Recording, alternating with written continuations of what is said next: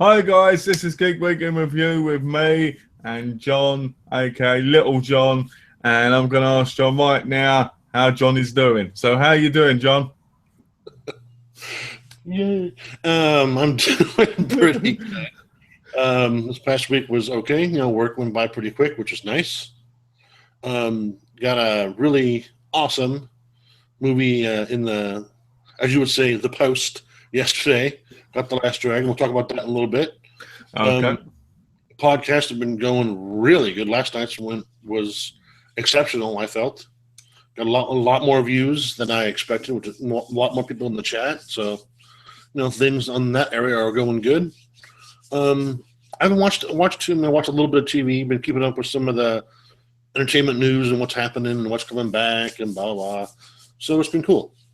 Okay. What's up with you? I've been doing all right. A lot of stuff happened. I got my infringement issue. I'm being investigated by Amazon. I lost a couple of packages in the post. Let's see what else happened. My arm is a lot better, but it still hurts a tiny bit.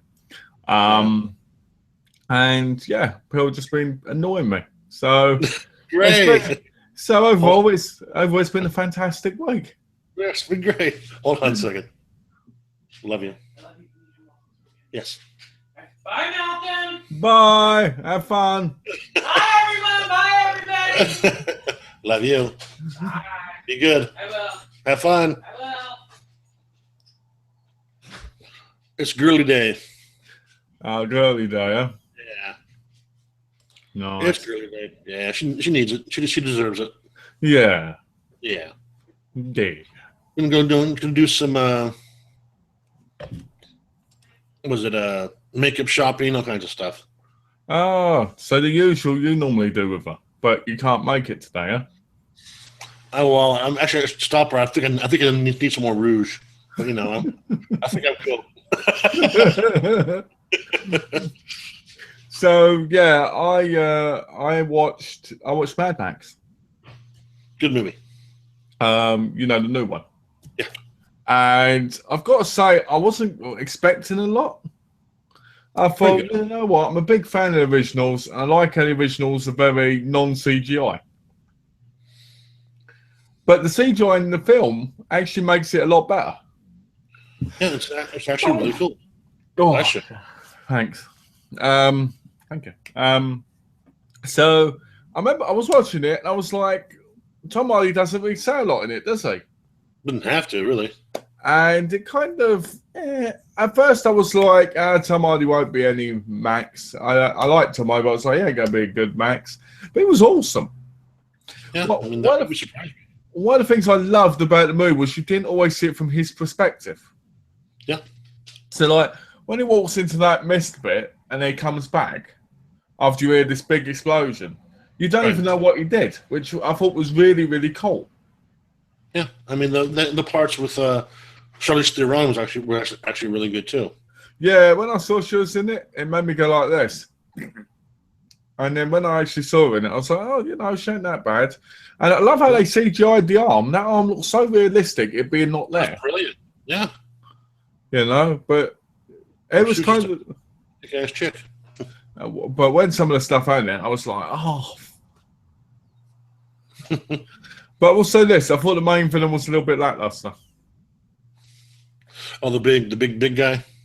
Yeah, I thought he was. Well, I mean, they didn't show him too much. I mean, they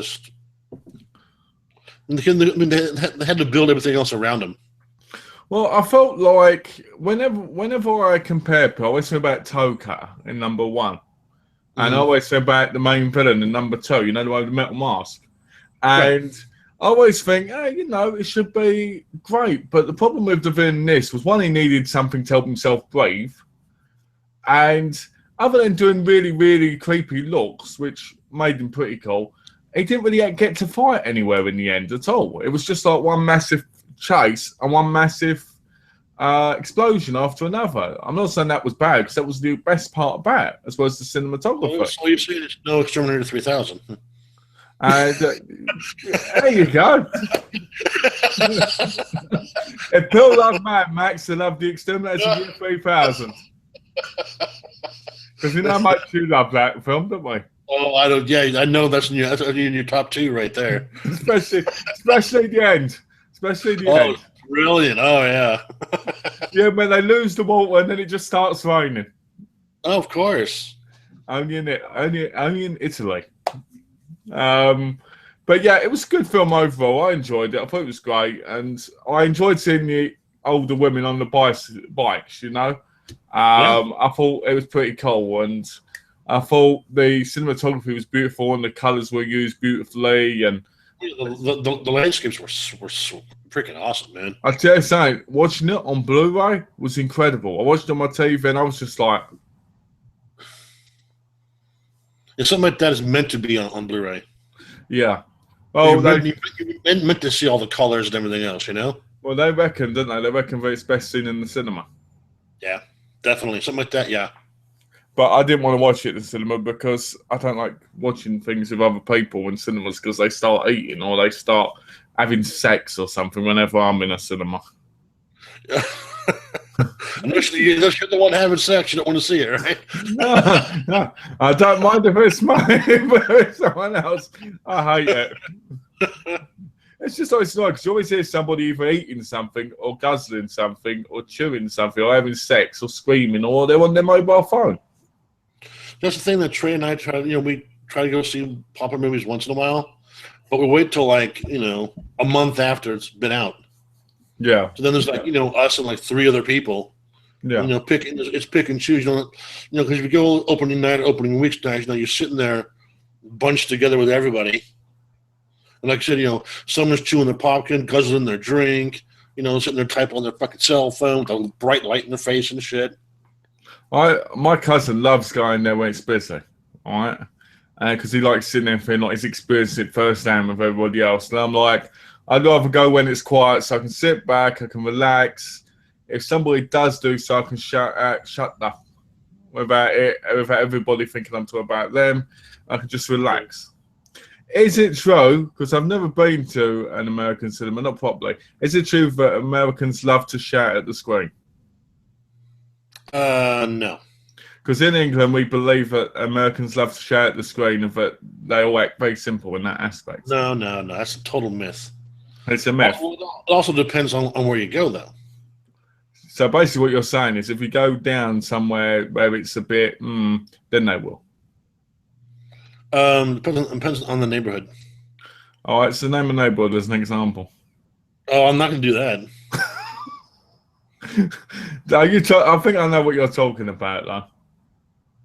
There's no one in the world that's saying anything bad about someone that I don't know. No. Well, you're the one saying it's down in some areas you go.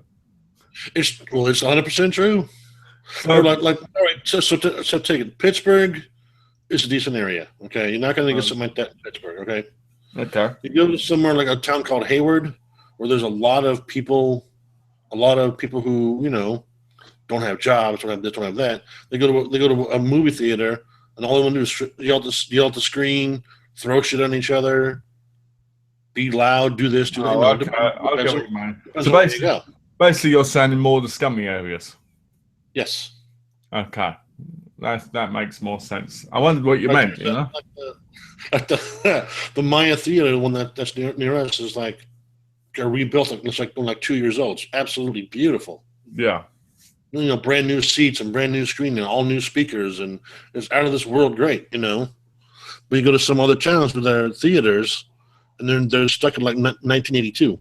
It's funny you say that because my cousin, he works at a place called Regent Street Cinema. Mm-hmm. And it was part of a university, later on. Yeah. And it's been around since the 1950s, and he works there, and it looks exactly the same. Damn. But it's a beautiful cinema. You know what I mean? It's like old style, beautiful. Should that be cool? If it's old but kept up nice, that's cool. Yeah. But this looks old, where the handrails are cracked, and there's paint on the inside's all stripped off, and they obviously don't give a flying F about the whole place. They just I don't like corporate cinemas. You know, there's Okay. one that's it's a California theater just in the town, and they only show movies like once every 2 weeks or so.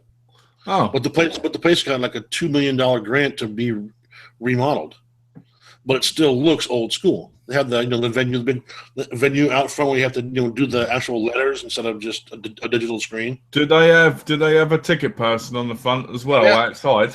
Yeah. Oh yeah. Oh, that's brilliant. In the booth with the suit on, the whole deal. That's brilliant. It's really, really cool. And have you gone there then? I've only gone past a lot of the stuff they do there. Cost a bit Oh, okay. because you're basically paying for the experience. Yeah. They had like they had Grease there. I wouldn't go see Grease, but they had like a Grease sing along thing where they had the words on the bottom of the screen. And you wouldn't go to that? No. Well, why? First of all, it sold out in like 5 minutes. Oh, so you would have gone, Yeah. but it sold out. I would not. I would no. Trey would have Why? gone. Why wouldn't you go? Well, I'm not going to sit there and sing every word. All the songs in Grease. I already know them from watching it 1,000 times. I know the songs off by heart. Why wouldn't you go to sing along with it and just start going like this? Only one I sing along to is Pussy Wagon. That's it. Grease Lightning. Grease Lightning. Oh, it's a great film, Grace. I like Grace. You like Grace too, do you? Yeah, the actual movie without the stupid sing along. Yes, I do. Oh, nice. Now, Grease 2 with Michelle Pfeiffer is atrociously horrible. Isn't it like the same movie done again, but awful? Oh, absolutely. I remember seeing it years ago because it's got the same woman in it from number one, Which one? the squeaky voiced one. Oh, yeah. It's a terrible film. That's why you never see it. That's why you never hear about it anymore. Just on like a top 10 list of the worst sequels ever. I don't think it goes that far, boy. Top 50. I've seen far worse things. Trust me. Hellraiser Bloodlines is number one. I hate that film. So there's plenty of really, really bad sequels. Good Lord. Oh, just go in the horror section, you get millions. Well, yeah, I mean, there's, just that Sinister 2 is bad. There's going to be like a Sinister fucking 6 and 7, Sinister Poster. 2. The terrible one. Sinister, the last chapter. Sinister, the new beginning, Sinister, we've just run out of ideas, so let's carry on. Some cheap company will buy the rights to it once it completely dies out, and they'll bring it back, and they'll just put it in the toilet. I really, really hate bloody shitty sequels like Insidious. Everybody goes on about. This is what now, 3? Yes. No. It's probably going to be a 4 and a 5 too, I imagine. Oh, I just lost a subscriber. Oh well, their loss. I was just getting the YouTube page in case people comment. Because we'll do. Let's have a look. There we go. Hopefully somebody will eventually. Hopefully somebody will comment. I know who's watching. I bet I can name all the people who are watching. All the people? Okay, name all the people. I bet I can name all the people. Name all the people. We've got Donald Trump watching. Who? Donald Trump. Oh, sure. Yeah. We've got Gordon Ramsay. Right. And last but not least, we've got Gok Wong. Uh-huh. Do you know who Gok Wong is? No. Gok Wong is a fashion person who dresses people up and makes them look great again. So he's a fashion designer. Basically. Yeah. He's very feminine-like in attitude. Like, that's absolutely fabulous, darling, and stuff like that. Right. But I reckon that's who's watching. But I'm guessing we're going to have James. Maybe. Guessing hopefully Tash. Hopefully. Maybe Gaz. Maybe guys. We can hope guys can come by, can't we? Maybe Big John will pop us in real quick. What about Big John, John Calvert, and WWE The Punk John? Get all the four Get Johns. all of us together, man. No, the Four Johns. Actually, that'd be quite a good music group, the Four Johns. We have to get Luke. I am your father. And we have to. Oh, look at the pussy behind you. Huh? Look, that cat behind you. I've never seen that cat before. That's the roommate's cat. Oh, nice, beautiful looking cat. Yeah, she's a terror. Oh. She's very quick with the paw. Oh, really? Why have you been trying to? I've been trying to do things to the cat again. No.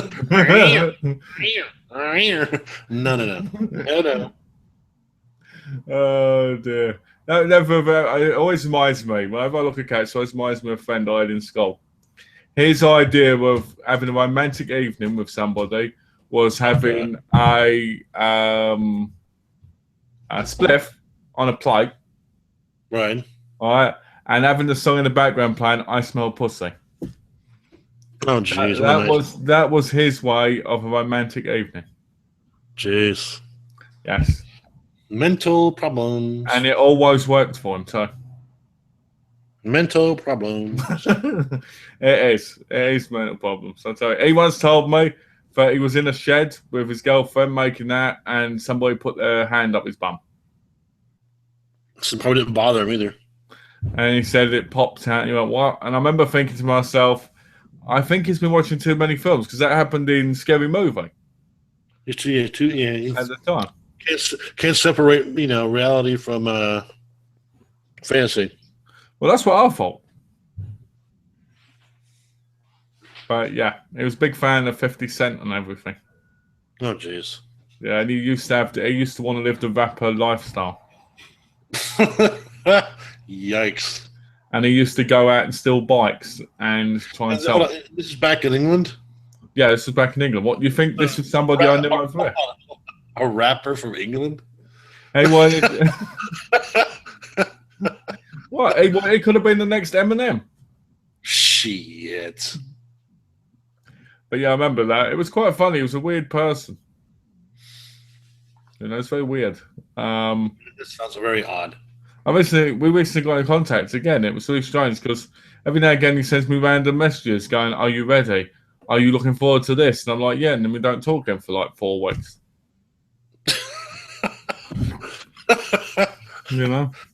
He's got a son who's 7 years old. He had the son. He had the son when he was 15. Oh, jeez! Wow. Yeah. And because he's 22 now. And he's separated from the mother, and basically he goes up and picks him up and spends like once a month with him. So, and now he works as a chef. What a Looney Tune. He works as a chef in the restaurant. How amazing is that? I should have been doing that. When I was in school, I should have been smoking weed, then I probably would have been a chef. Now we know how you become a chef. You just go.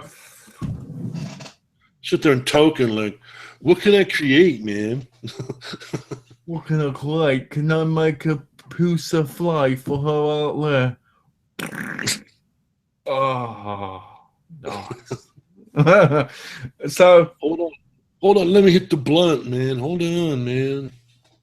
Let me just sit there and take some ass. Oh yeah. Let's drop some acid, bro. Let's take some glow. Right. Anyway, that went weird, but now we're back on track again now. So what have you? So how was work then? You've been enjoying work now because you've been working again for how long? It's been what? Almost 2 months now. And how's it feeling? Because I remember at first you were at times maybe having a bit of back pain. Oh, back pain still kind of there. I mean, I've just been taking more ibuprofen, trying to stretch more, taking more breaks as far as just getting the kinks out. But, so I sit there for like 3 hours. I get up and like try to crack my back. It's like, whoa! Oh dear. And my fingers and my like pop, pop, pop, pop, pop, pop. Yeah. So the body's still adjusting, to say the least. Well, it's not bad. I mean, I sit there. I mean, I've listened to like almost like 15 audiobooks since then. That's mental. That's mental. You know, But it's also nice because it means you get to kind of be in your own world while you're doing what you've got to do. Exactly. And, I love the author. I like the guy who reads the books. So I'm cool. Yeah. And movie wise, again, got that yesterday. The Last Dragon Blu-ray edition, 30th anniversary. That movie that had $100 budget, which was made 30 years ago. Yep, with the sleep cover. So let me ask you this then, because that's Michael Jackson on the front. It's not Michael Jackson on the front. It is. Look, show the cover again. That's Michael Jackson on the front. Not Michael Jackson on the front. That is not Michael Jackson on the front. That is Michael Jackson. That is an actor named Timok. He is a 6th-degree black belt. That is Michael Jackson. That is not Michael Jackson. That is someone with similar, soul glow hair that Michael Jackson had in the 80s. So, go on then. Tell us a bit about it. So you put it on and it was beautiful to look at, yeah? Oh, I mean, the quality-wise, it's not, even better than because, back in the theaters back in the 80s, didn't have, the digital copy, great, To see it on Blu-ray now looks fantastic. I mean, my TV's not meant for, Blu-ray and all that, but I have the Blu-ray player, so it still looks incredible. So are you eventually going to get a HD TV? Oh, absolutely. I mean, if I could get a 50-inch right now, I would. Because your plan is this, isn't it? You've got big plans. You're going to buy a 50-inch HD TV. You're going to buy a PS4. Yep.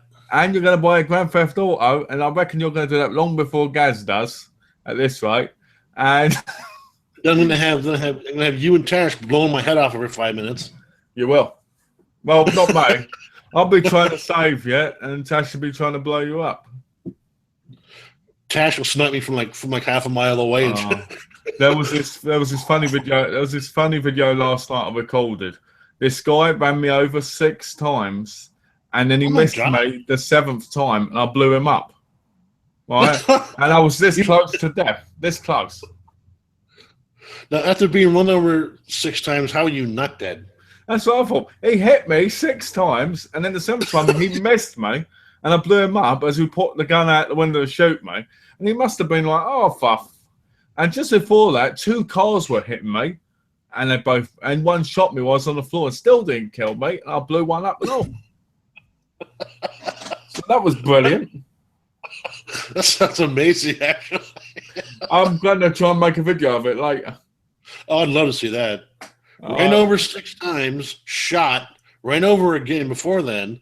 You still lived, you killed both people. It's just mental. Because it was like, why am I dead?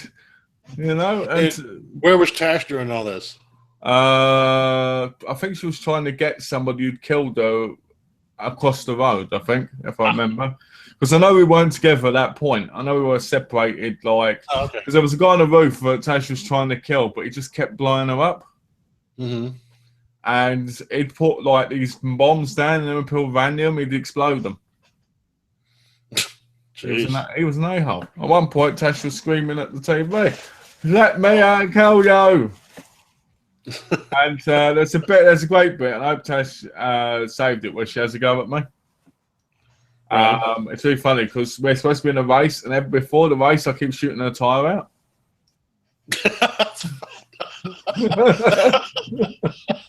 That's messed up, man. So she was getting angry with me, so it was quite funny. I'd be pissed too, but sit there, all of a sudden, pop, let's go.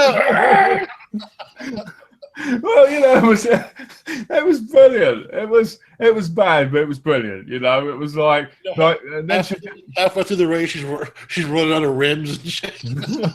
Tires flown off. What happened there was I shot the tires. Tash said, "Let's not do the race. Let me get another car." Before the race starts, bang, took out the tire again.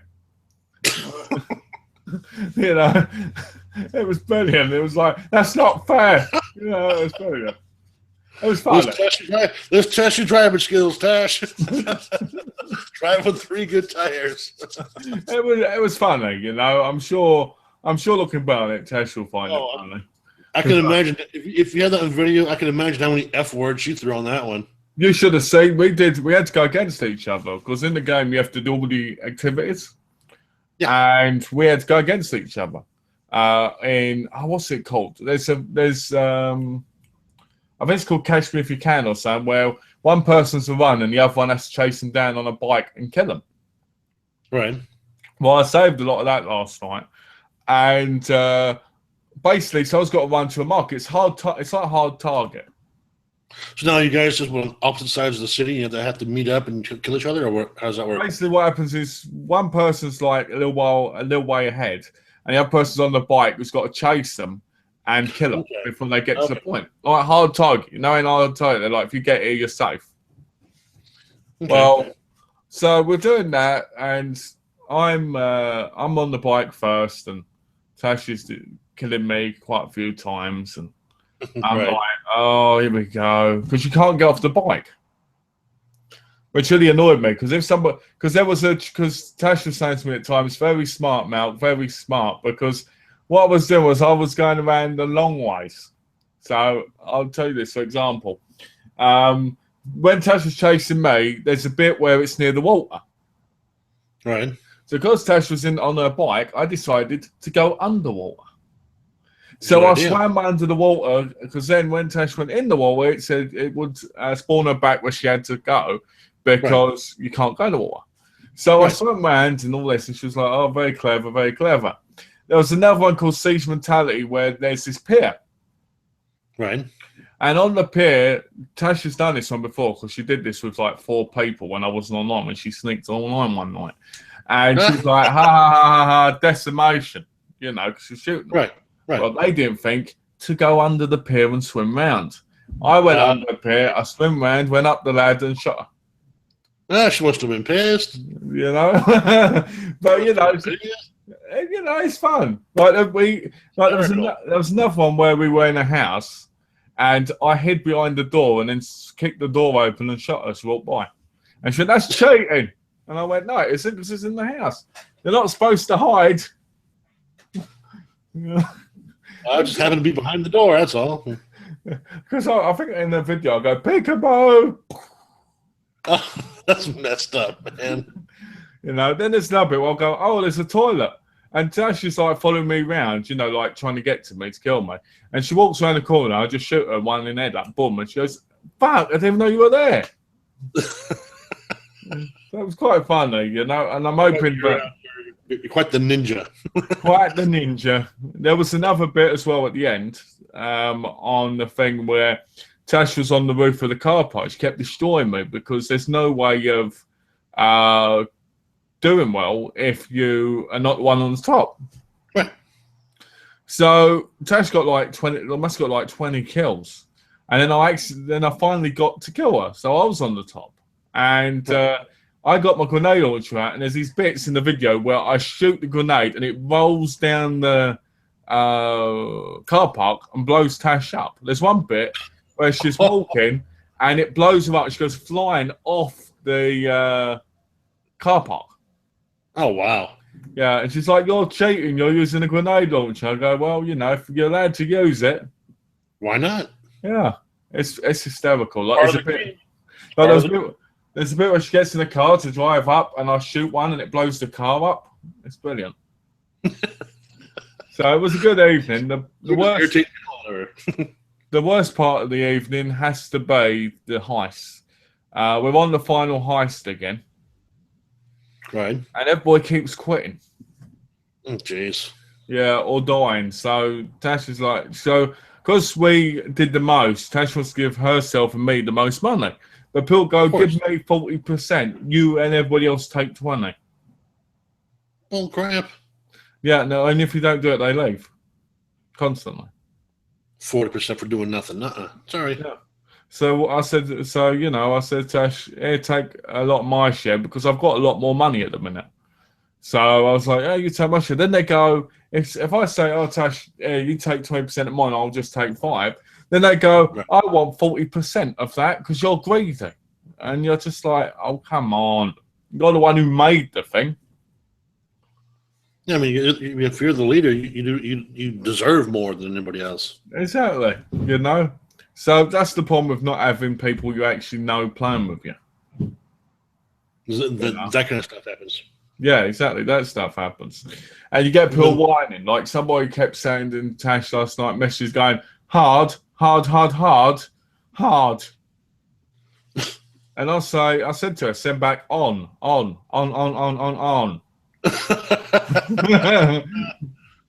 Nice. You know, but yeah, it was a good evening. We had a lot of fun. We had nice talking. We had fun. You know, I did the usual, which means I upset Tash quite a few times. And you know, the man way of being when it's a woman, you're playing them.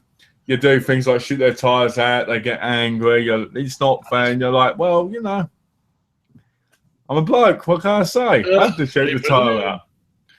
You know. That's exactly how you play a game.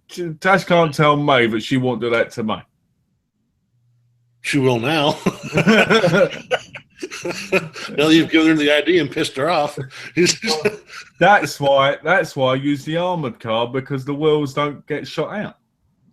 Ah, very good. And there's a big race last night. We did a big police chase video as well. Right. Tash is in a car which is all beat up with no tyres on it. And I'm in the armoured car getting chased by like 4 helicopters and like the FBI and shit. It's amazing. But we're in completely different areas. And every now and again we drive right by each other and sometimes crash into each other. Nice. Yeah. So yeah, it was a good evening. Before that, I played some of the Mad Max game.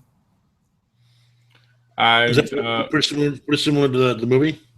Yes and no. Basically, at the beginning, you get a cutscene where you kill the leader of the game. You put this, well, you don't kill him. You put this chainsaw through his head.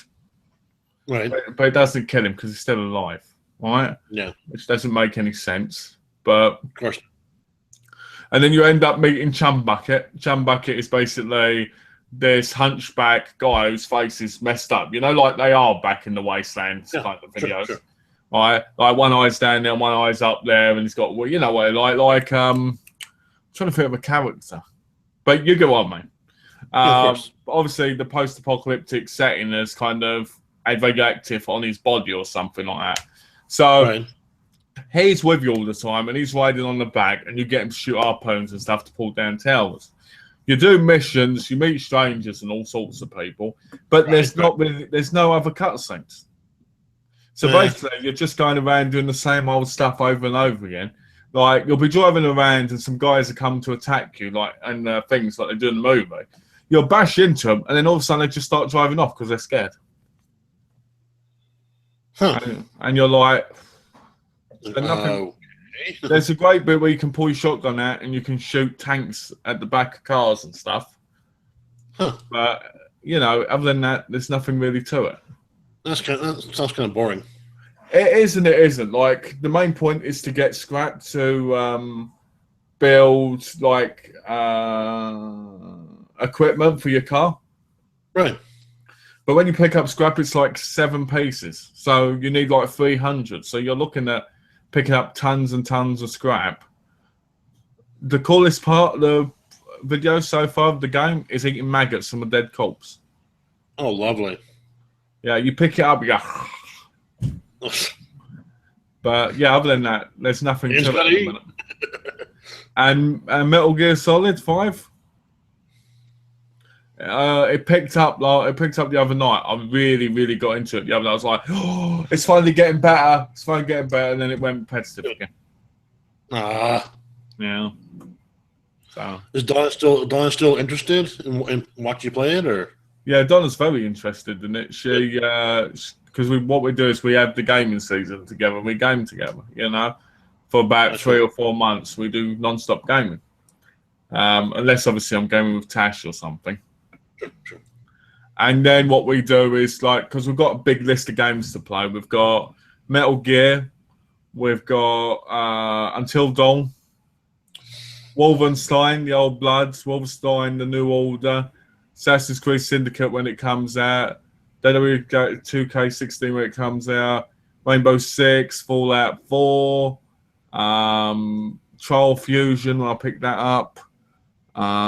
Just Cause 3, and so forth. Oh, and the Uncharted collection. So we've got about 15 games that we want to complete in the next 3 months, which I'm sure we'll do probably in the next month or so. That's excellent. Yeah, because we always do that. We always have the game season because it's like our time together, you know? And then all the really good games come out and toss them in and finish them. and it gives me a great way to get Donna to buy the games for me. You see? Because Sweetheart, it's more us time. There we go. There you go. And then by doing that, she buys the games and I get to play them and I'm all happy. There you go. Yeah. So, so we enjoy the gaming together because it's like a husband-wife activity. I play, she watches, she gives me advice. I get mental and start getting angry because I'm like, I know, you know. So right. It's brilliant. That's freaking awesome. It's good. I enjoy gaming with Donna because she really loves watching it. Because I'm such a good gamer, I rarely die, so it makes it more entertaining. I think if I died over and over again, I think that would be boring for her. Yeah, but since you do so well with all the games, it's fun to watch and comment and. Well, you know, it's like I'll probably show Donna the video from last night of me and Tash in the woods, and me just running around, hiding and shooting Tash off the bike constantly and running up the hill. Then there's this great bit in one of the videos where I'm under this bridge bit, right? And Tash is like, "Where are you? Where are you?" And then as she goes down, I climb up and then I shoot her down below, like boom. And the best part about it is you don't see the person on the bike. Unless they rev, you don't see them because they're invincible, so that you can see them, you know, invisible. Right. So it was great because she was like, "Where are you?" I went, "I'm up there." Oh, that's messed up. There's another great bit where I hide in a bush and as she drives by, I go, and run out. It's brilliant. Love it. Sure. You know, I felt sorry for Tash though, but because it was dark, when we were doing the season with Tash during the daylight, Tash was doing a lot better. Cool. You know, I think. What's I gonna say? Yeah, I forgot. What a shock.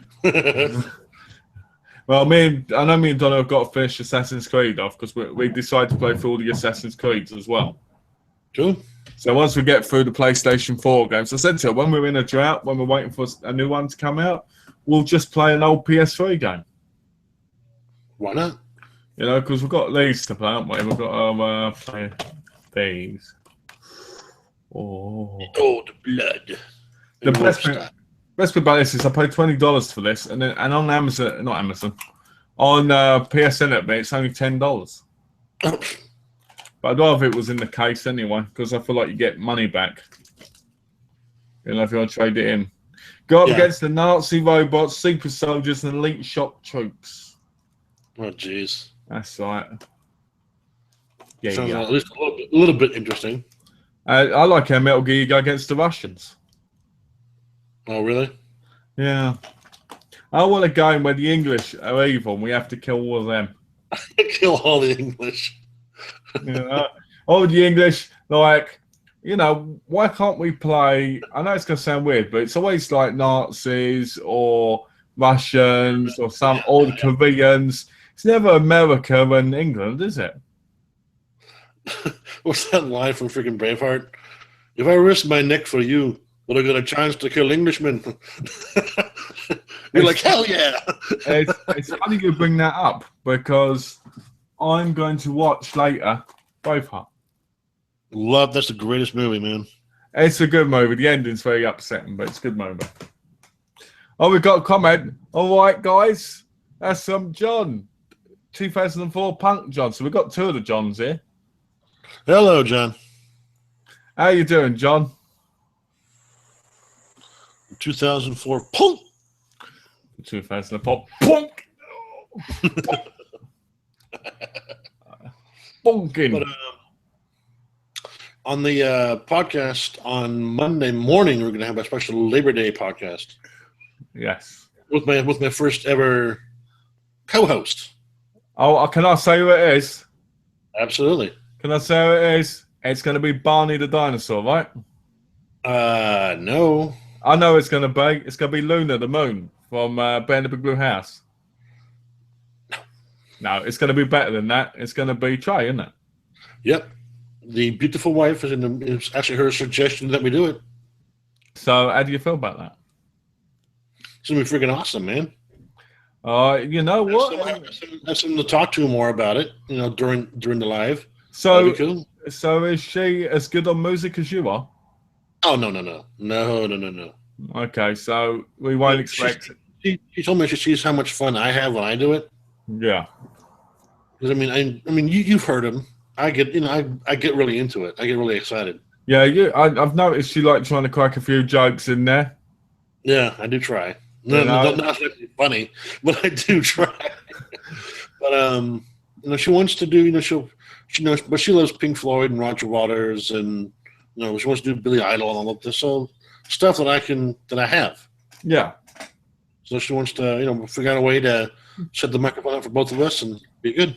So do you name the songs yourself after, or do they do that automatically? They do it automatically. Yeah, so that means even though your songs are not the official ones, that means they're still registered as the official ones then. So otherwise they won't come up. Yeah, but the thing is, since none of them are official releases, it's just the wording. Yeah, that's what I mean. But it'd still come up, wouldn't it? So that's interesting. Yeah, so I think you should get those choky adverts in from because I think that'd be cool. Be great. I'm good, thanks, guys. How about yourselves? Pretty well for a Saturday, The wife's gone on a girly day, so I'm here with Malcolm for another 2.5 hours. So we cool. Yeah, we cool. We got it going on. I'm doing great. I've had a really bad week, and it can only get better. John, let me ask you. John, I need to ask you a question. John in the comments. I need to ask John in the comments. Did you tell Gaz that he won't understand Metal Gear 5? I need to know if it was you. Because somebody said it, and I'm just curious to see who it was, just out of curiosity more than anything, because Gaz never tells me who it is, So I need to figure it out. I need to figure it out, otherwise it will be in my mind for years to come. You'll find out. I'll be sitting there in 2025 going, who was it? Who the hell was that? It's been 9 years. Who the hell was that? So yeah, it'd be funny. But so John. Yes. Let's say this. So you're doing the special podcast at 10 a.m., right? 10 a.m. And it's probably going to be about an hour and a half? Yeah, it depends on how long she wants to be on the mic for, but yeah. Wouldn't it be awesome if it turned out we were both on the mic for 10 hours? Well, the limit on Spreaker is 3. That's if you pay, right? I do. So you could do the unlimited one for $120. I could have a 24-hour radio station. Could you imagine if you did that? The thing is, I have enough music to where it wouldn't repeat for 4 months. For just 4 months? Yeah, but that's 24 hours continuous. It wouldn't repeat an actual song. Could you imagine setting that up? And every now and then going, hey, listeners, this is John, and this is the master of the radio. Yeah. Right? And then you start telling some jokes like, master of the airwaves. There you go. And you go like that, and you put that as the picture. You could have that as the picture of your podcast. You're going...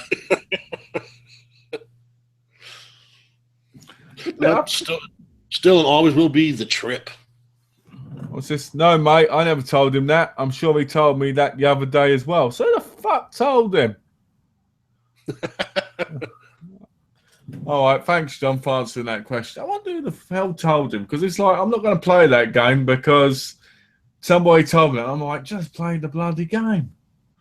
It's a prequel, technically. We're playing a freaking game. If you buy the game, play it. If you don't understand it, here's a hint. Play it anyway and figure it out. Is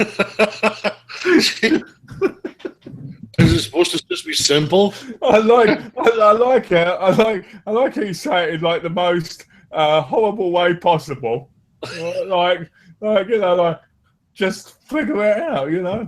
That's brilliant. That's me trying to keep on neutral so that people don't find being horrible, and you go out the way and do it. That's brilliant.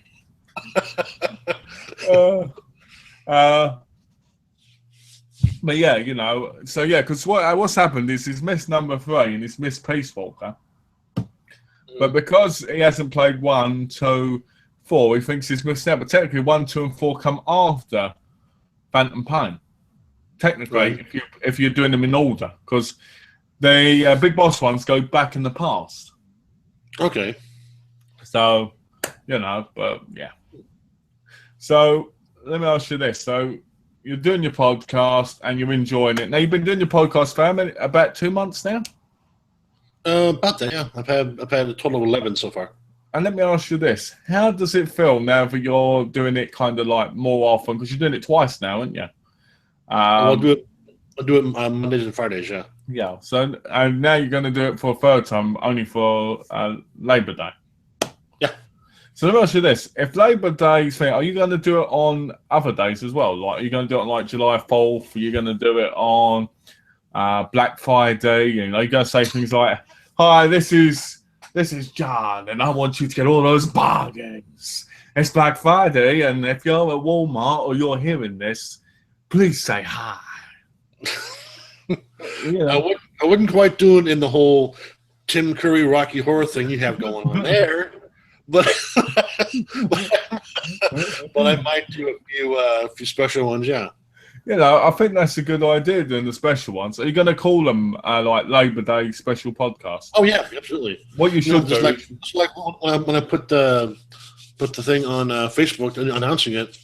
No, it's going to be before you go out and celebrate Labor Day with the family, spend an hour with me and Trey.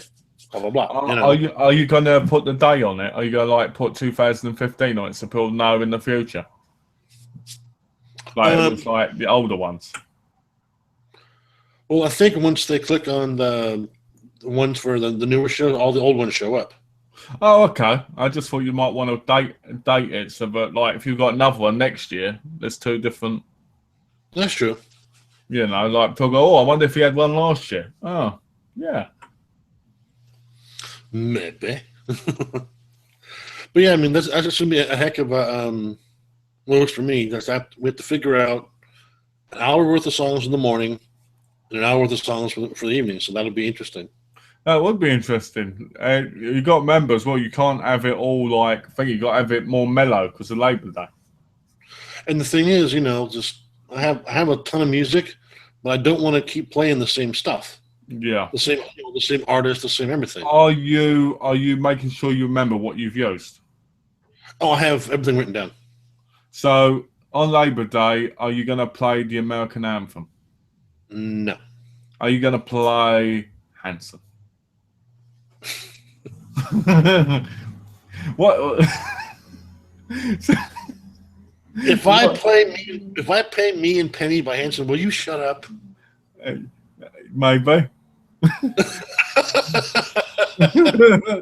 I'll find like the shortest version of Me and Penny, and I'll just here's from Malcolm. Shut the F up. Be back in 3 minutes. Boom, done. I can see it now. People being like, "What the fuck is that guy's problem?" His buddy won't shut up about it.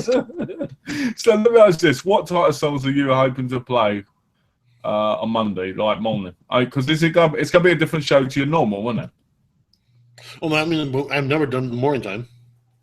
Because I know in the morning, really, you want to have maybe like a more, not too mellow, but more what do you call it than you do in the evening. Well, because on Fridays I try to be not a lot, but a bit more heavy. Yeah.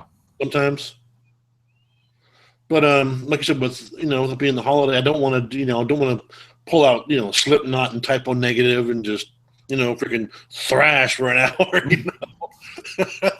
Keep it a bit mellow because she wants to do like Aerosmith.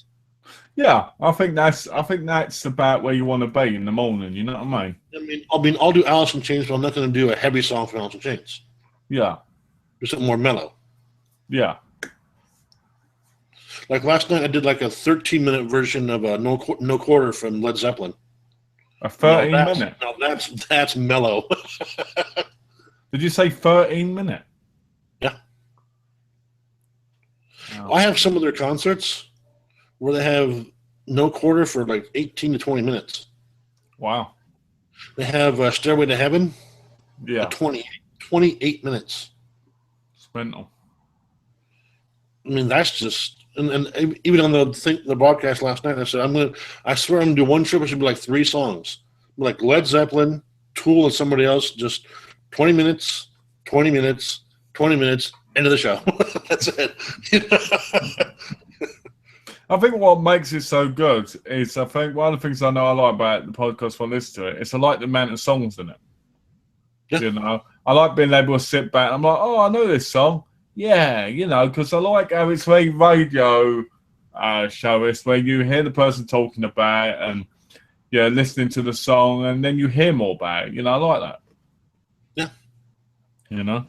That's what I like to do. So, John, if you've got any questions, please ask. We'd appreciate please it. go right ahead. We're more than open. Or anybody else who's watching. Come on, Tash, where you at? Come on, James, where you at? I can see it now. James will come in later and he'll go, I'm uploading a vlog later. And yeah, it should be up by the end of tonight. Thanks a lot. Have a great day for here for 2 minutes.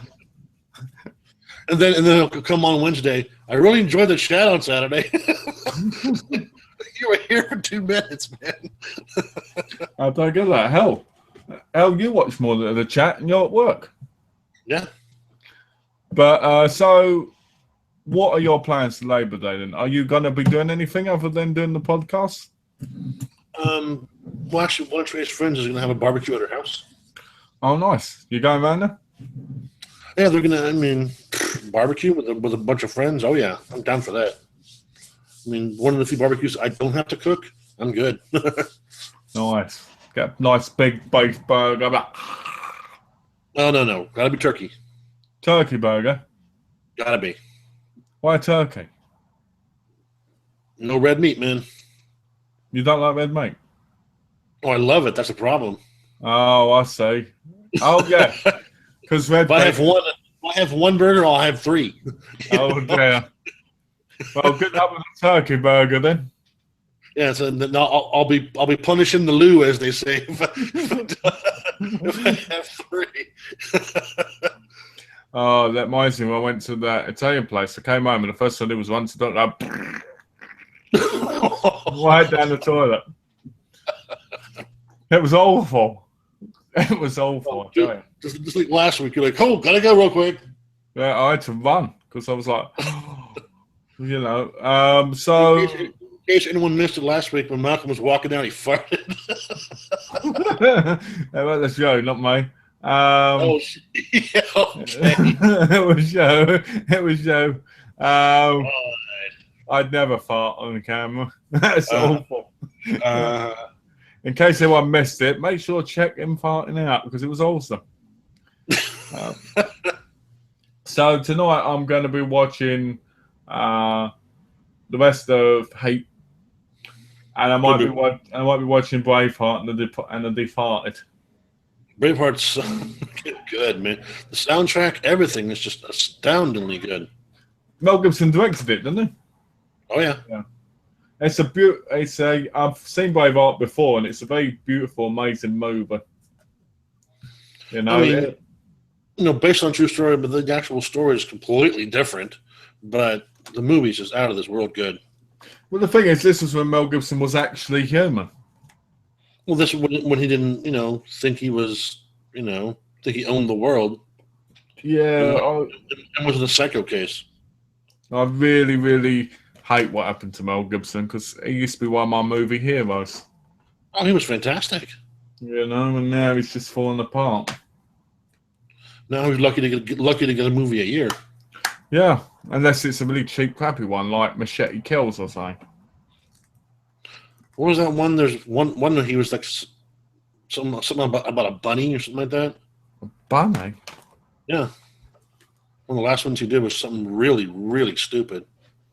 It's funny because Mel Gibson had this massive career and he was an incredible film star. And then boom, you know. Oh yeah, he was in The Expendables, wasn't he, as well, number 3. Well, that was just Stallone doing him a solid right there. That's all that was. I still think he should have played Mad Max again.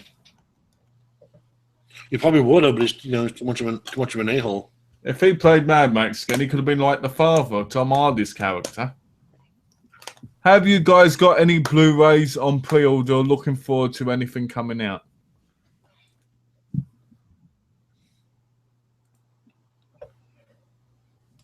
Well, I got my Blu-ray. I've been wanting, so I'm cool. Have you got any others? Coming? No, unfortunately, not yet. I know you're not, because you're not a big buyer, are you, of movies? You're more I'll buy the movie I really want to buy. No, if it's only something I'm really passionate about, no. That's what I mean. You're more of a person who'll buy the movies you're passionate about, like Last Dragon and stuff. Yeah. You won't just go out and buy movies. Let's say I've got some things coming. I've got Scorpion, the TV series, coming. Great show. I've got a couple of pre-orders. I've got 10 to Midnight and At Close Range on pre-order. Nice. I've got Sexy Beast and the original Killer Elite coming. Sweet. I've got State of Grace coming. Ghost Whisperer Season 1 and 2 coming. Yeah. So do you want to just hand me your man card now or later? Well, so I've been evicted from the Man Society now. Let's say I've got some stuff on eBay coming. Let's have a look. I know I've got those coming, but there's something else, I think. Let's have a look quickly. I've got. Where are we? Oh, I've got Aquarius Season 1 coming. Excellent. Hell on Wheels Season 1. Which one? Hell on Wheels. Okay, yeah. And I've got DC Universe, Throne of Atlantis, and Gods and Monsters, which is 2, like DC animated movies. Excellent. So I've got a few things coming. So when they decide to drop them off. Whenever it's going to be labeled on Monday, I'm probably not going to get some of them till Tuesday. I've got a couple of things I think coming today. If I have a look, I really want Aquarius to come so I can watch it, because I feel like since Tash watched it, I should watch it so we can talk about it in the chat. What about the Big Bang Theory, man? I will watch that soon. I have to be in the mood for. I have to be in the mood for American comedy, because everyone knows American comedy is the worst in the world. So good God. What? You Brits got no sense of humor.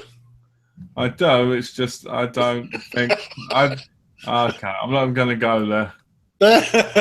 Start a whole the chat on that. Yes, because otherwise I'll end up saying stuff, and you'll be like, "Oh, really? Well, what was this?" And I'll be like, "Well, I didn't see that," and you'll be like, "Exactly."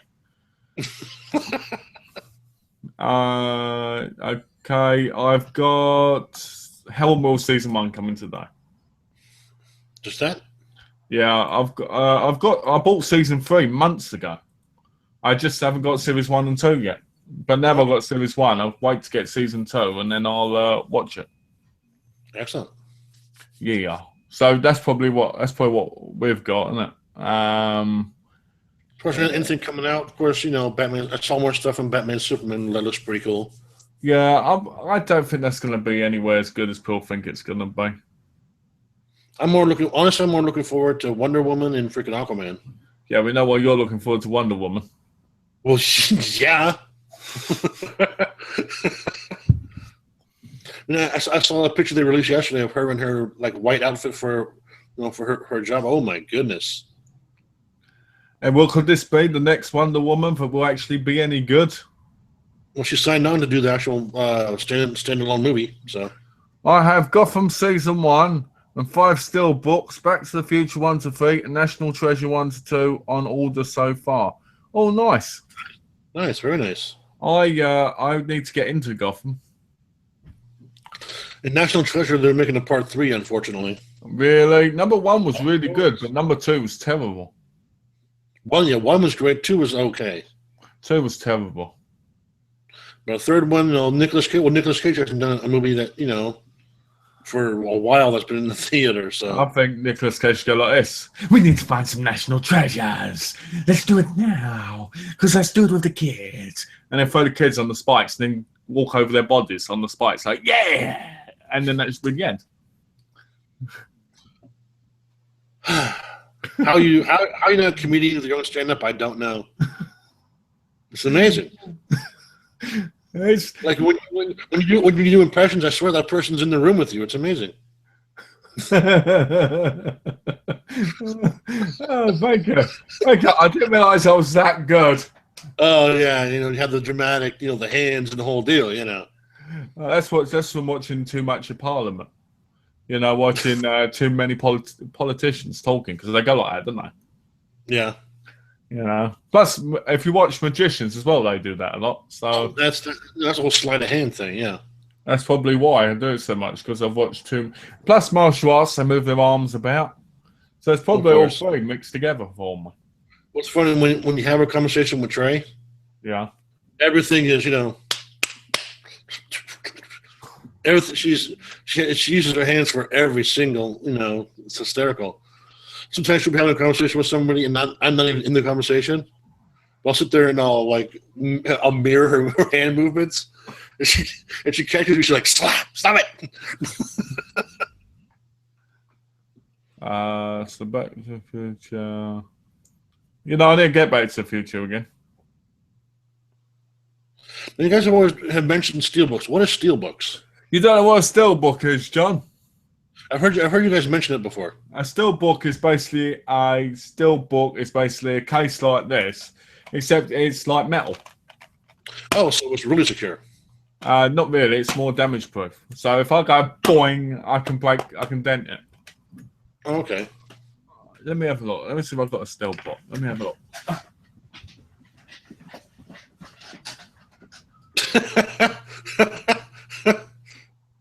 God forbid you stand up.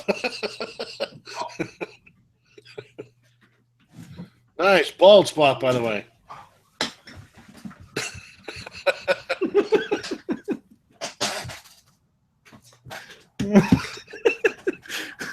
Oh dear. Oh, that's freaking hysterical. This is a steelbook. So. Nice. Yeah. They're not worth anything if you ask me. They used to be. So it's basically just a decent cover. Basically, they can be rare, and people do pay up to $200 for some of them. Forget that. But I used to be one of those people. But nowadays, I'm like they're more of a hindrance than anything because they can easily scratch, they can easily dent. So I'd rather not have steelbook covers. You know what I mean? Yeah. But yeah. Because my Mad Max one's a steelbook. Okay. Yeah. I mean, there was something really special about them, but obviously not. They've got artwork inside and stuff, but they're nothing.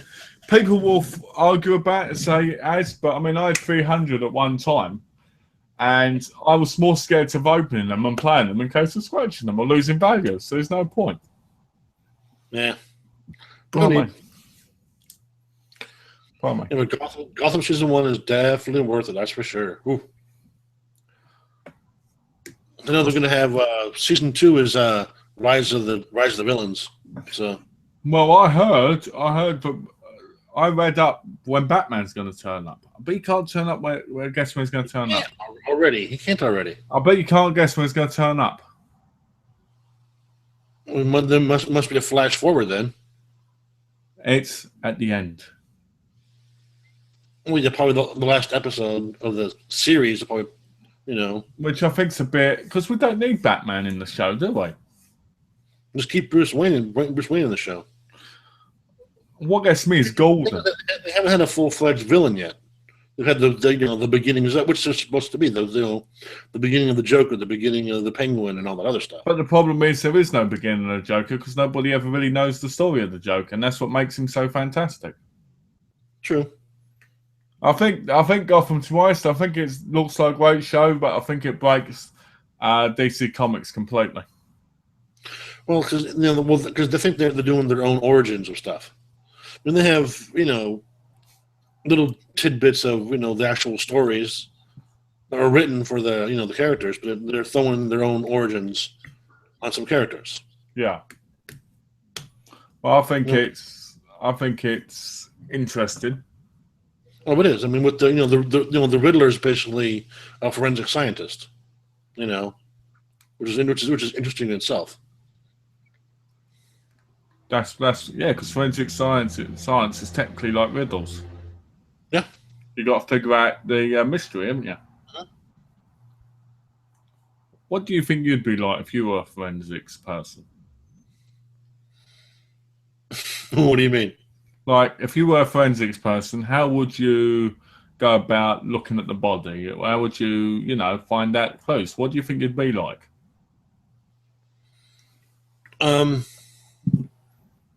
Well, I think I would first of all treat the body with respect, obviously, but I'd just be really methodical, because Okay. any little bit could solve or help solve that case. And maybe there's some piece that someone missed before, and you find it and you solve 15 other cases. It's funny because when I watch NCIS, it's amazing because Ducky he looks at the stuff, doesn't he? And he finds everything on the body. Like, I didn't realise that an autopsy took 6 hours. Oh yeah. I didn't realise that they look over the whole body for like injection marks and everything. Oh yeah. Then sounds gross to cut open the chest, because you see that mark they have with all the stitches and all that. Yeah. They make that huge stitch. They open them up and pull out the organs one by one and look at them one by one.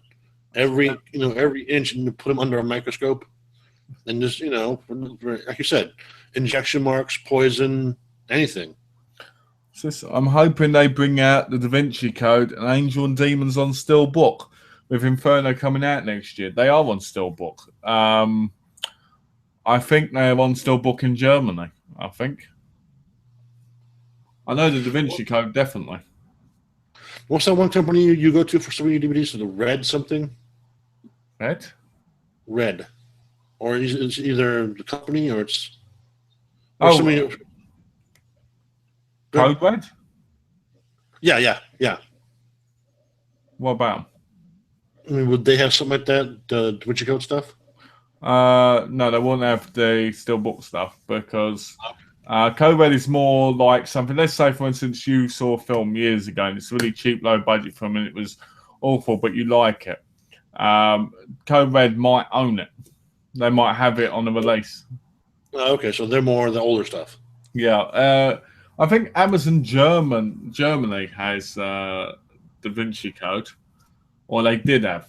It could be really rare now. But then saying that, they might bring it out again now, but in first code, like you said, you might be able to get it cheaper from Zavvi. Because there was a time when you bought Steelbooks and they were actually worth something, but now there's like 4 different versions of the same Steelbooks out, so it makes them worthless. When I collected them, they weren't coming out for every single movie. Right.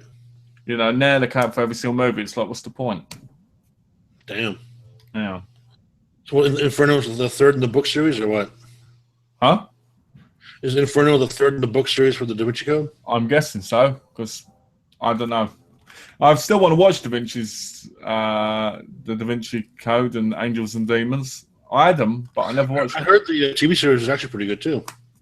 TV service? Yeah. Didn't even know there was one. I thought there was a couple of years ago. Well, there might have been. I lose track of all this stuff. They bring out so much stuff. It's like, how can you keep it all in your mind? Well, because every station now has a couple of shows, so it's hard to keep up. Exactly. The History Channel used to be about history. Now it's more about the TV shows they put out. Yeah, like Vikings and stuff. Yeah. I still need to watch that. That show is wickedly violent. Season 3 comes out next month. I need to pick it up. I've got seasons 1 and 2. Never watched them.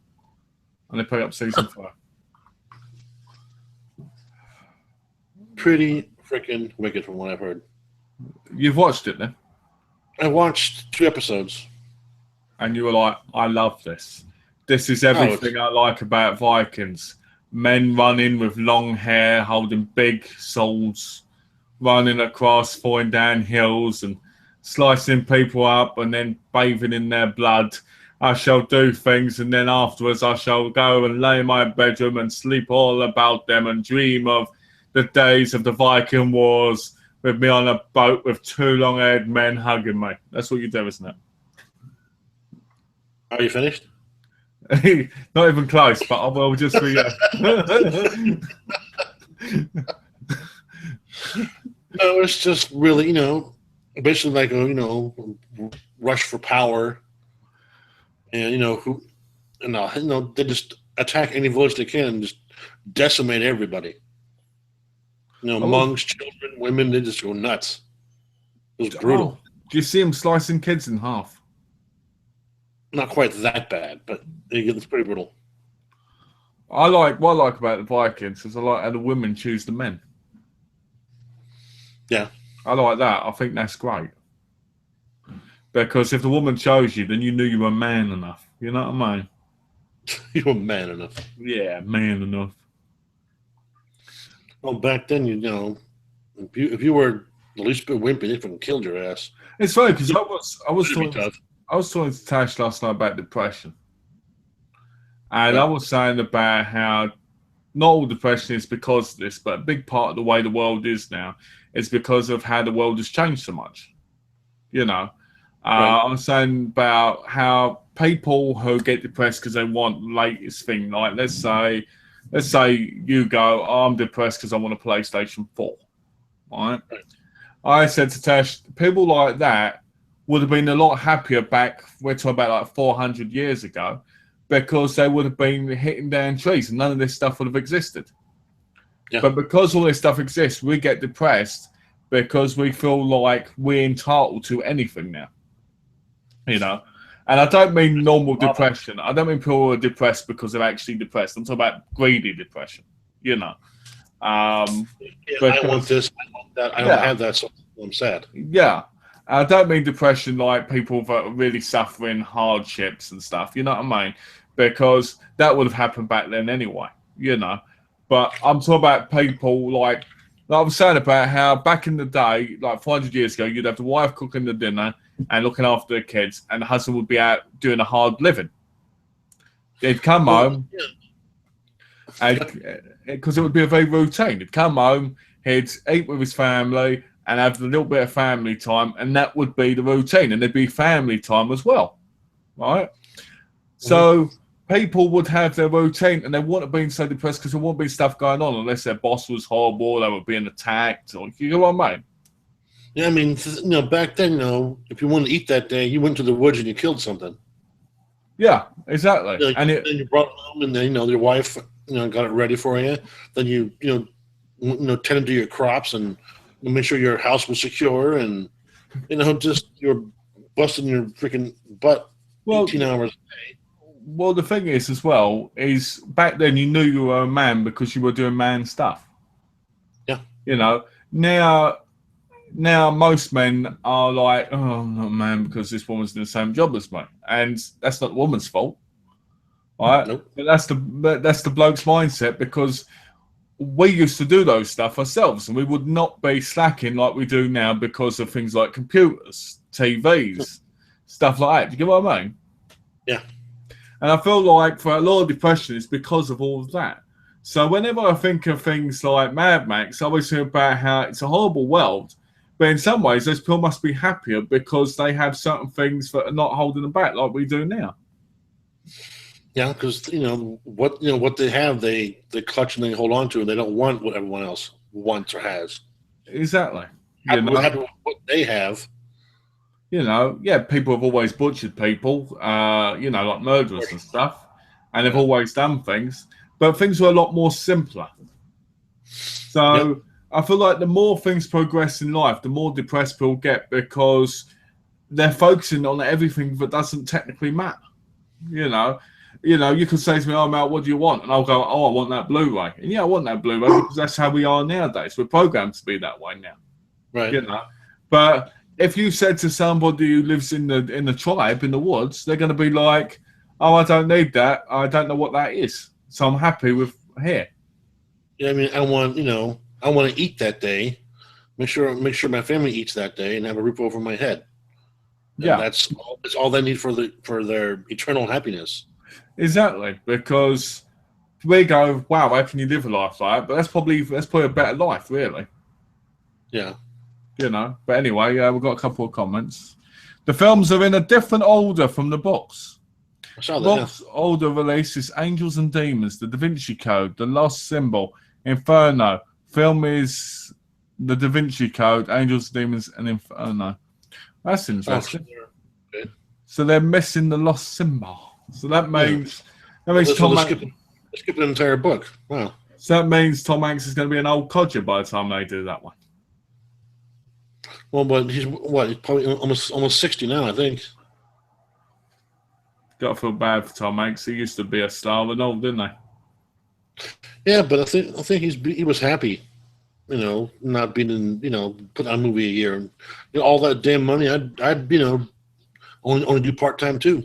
Well, it's funny. I was saying to Donna about how once I made like 400 million, I wouldn't have to do movies anymore.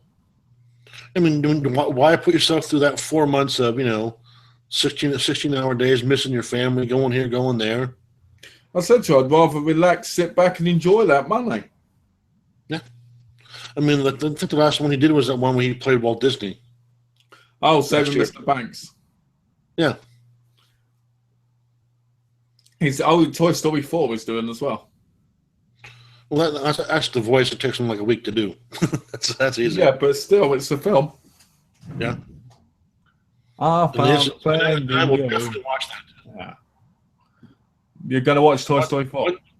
1, 2, and 3 are so good, and I'll definitely watch 4. I wonder what it's going to be about, though, now that the kid's gone and all the toys are with a new person. Is it really about that? Huh? Is it really about being with new people? No, as far as it's a new person that owns the toys. Oh, shit. So that's going to be depressing. I'm going to miss Andy. He was one of the greatest characters ever in film. Didn't you see part 3? I haven't seen 3 yet. I'm sorry. Yeah, I've ruined it for you. I've seen 1 and 2, but I've never seen 3. Oh. All right, ruined it for you. Sorry. That's all right. I don't mind. He was growing up in number 2, so it's not far fetched. Do you know what I mean? Yeah. Oh my nose! There's a really funny part in part 3 where oh my lord, the cowgirl and oh, would they? Huh? Cowgirl in the wood there, yeah. No, cowgirl and Buzz Lightyear. Buzz Lightyear mistakenly gets like a Spanish audio on his inside of it, so he sounds like Antonio Banderas, and the cowgirl's just like, ooh, he's all like, wow, Well, what I'd like to know is, does the cowgirl ever ride Woody? Probably not. Does she ever get on him and go, right on, cowboy? No. Woody has his girlfriend in Barbie, doesn't he? I think he does, doesn't he? Yeah, I think so. I gotta be honest though, I remember watching the first Toy Story as a kid. I was around my cousins, and this is my cousin Mark's brothers, half brothers, Aaron, Kevin, and Georgia. Well, I was in their bedroom and they were throwing stuff all around. I was hooked to watching the film. I was like, because I thought the film was everything I ever dreamed of for my toys at the time. I dreamed that they'd come alive and I'd be able to do things with them and I'd be able to talk to them. And I'm sure you were doing things with them. I was doing dirty things with the female ones. Dirty things with them, were you? I was doing dirty things. Trust me, there was times when there's times I used to just lay on my bed naked with my toys. Sometimes in a bowl.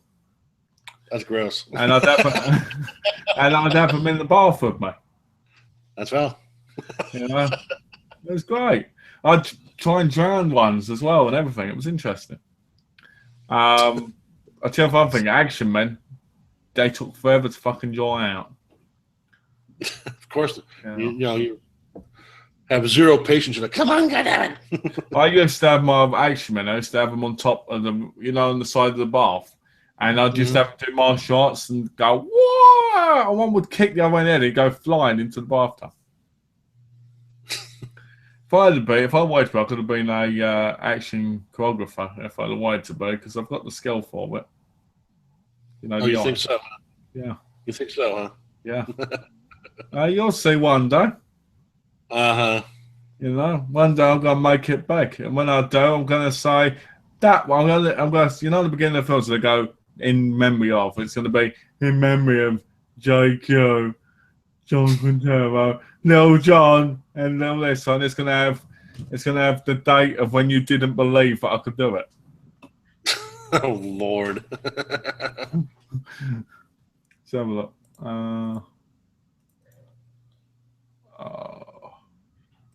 So come on, John. Come on, keep going. My eyes are really stinging today. Hope you're not getting sick. I might be getting poo eye, Get what? red eye. Pink eye, you little bastard. I could be getting sick because Donna was sick last night. Oh yeah. Yeah, That would suck. I would, but hey, it's normal, It's life, isn't it? When you're married, it happens. That's true. Oh, and next Saturday, actually, we're gonna have a birthday party here for me. What, on the Trace- chat? No, but after the chat. On the chat. Everybody, we're going to a birthday party on the chat. No. John just said we're having a birthday party on the chat. Oh, this is going to be fun. After the chat. I'm going to have to get my party hat and everything now. It's on the 19th, not next week, the week after. Okay, next week then. That'd be awesome. No, Thanks. not next week, the week after. That's great. Oh, the 19th.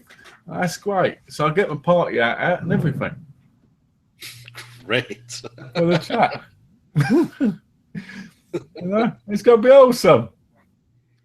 So your birthday, a lot of barbecue, and I might actually get buzzed. Maybe. you're gonna get buzzed. What? Maybe.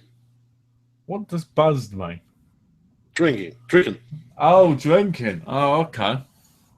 Which I never do. So. Oh, all this is going to happen on the chats. There's going to be in a barbecue on the chat, and there's going to be some drinking. I can see after the chat is when this happens. I can see it now. I can see it now. Going, hey John, can you imagine? I can see it now. Hey John, do you want a burger? Oh, let me just eat that for you. Hey James, do you want a hot dog? Because I know you like them. Oh, wow. Yeah, I can see it. That'd be brilliant. I didn't have a use of that one. That's on you right there. Yeah, but you would have. You want some sausage. You know you do. That'd be brilliant. I might do that. When we get a barbecue, I might do a barbecue chat. That'd be funny as hell. Oh, that's wrong. Oh, that's so wrong. Oh, that's great. Oh, so party hats, drinking, and barbecue all on the chat. Not on the chat. Can you imagine people's faces? You can if you want to, but not me. I don't need to be live on Google Plus. All how you doing? No, all drunk. That'd be brilliant. Oh no, that's not my thing at all. Yeah, I could see that, and all that'd be brilliant because it'd be so awkward as well. Well, yeah, I mean, and then you trip over at the barbecue, and the whole place goes. Oh yeah, the ultimate fail freaking videos and knock over the whole thing, set the house on fire. Oh, good God! and then you go on laptop, you go on the computer or whatever, and you go, quick, let's all get up, and as you won, the whole thing plugs out and the whole screen goes black. And then I come back, my face is all ashy, got no eyebrows. Been burned away like, it's been a good day. That'd be brilliant. That would be funnier now, actually. Oh, dear. Let's have a look. That'd be so wrong. That would be wrong, but it would be an epic moment, wouldn't it? Yes, it would. Can you imagine? I've lost my house, I've lost everything all because I did a barbecue indoors on the chat. Well, it's all Malcolm's fault, God damn it. Oh, he recommended it. I've lost everything. Yeah. Oh, did you know a lot of people die from doing barbecues indoors? Oh, yeah. It's mental, isn't it? Why would you do one indoors? That smoke is just, It's like, why would you do it indoors in the first place? People are stupid. Barbecues are meant to be outdoors. And even then, they're still poisonous. And the smoke, yeah. I remember going to a barbecue as a kid, and I remember getting burgers, and I remember eating them like, hey, Oh, yeah. And I remember I used to send my family up to get a burger every time for me. So I'd get one, and then I'd get my mum to get me one, and then I'd get my dad to get me one, then my nan, then my uncle. So you just turn it up. I was turning it up as a kid because I was like, ha. Of course, that's the same way. Because these cheese quarter pounders were also like, nothing beats a barbecue burger.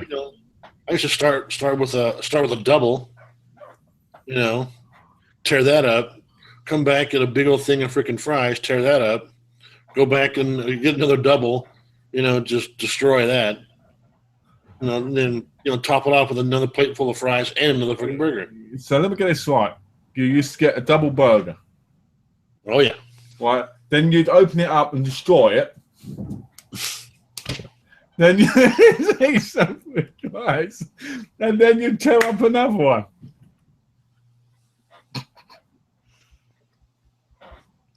Yes, that's exactly what happened, Malcolm. Exactly what happened. Oh dear! Shut my hyper today. I'm very hyper today. In hot dogs, I was the worst. Hot dog, I would go through like 8 of those things. Barbecue wise, I just keep going back. Don't even do it. You almost wrecked your camera. Oh dear.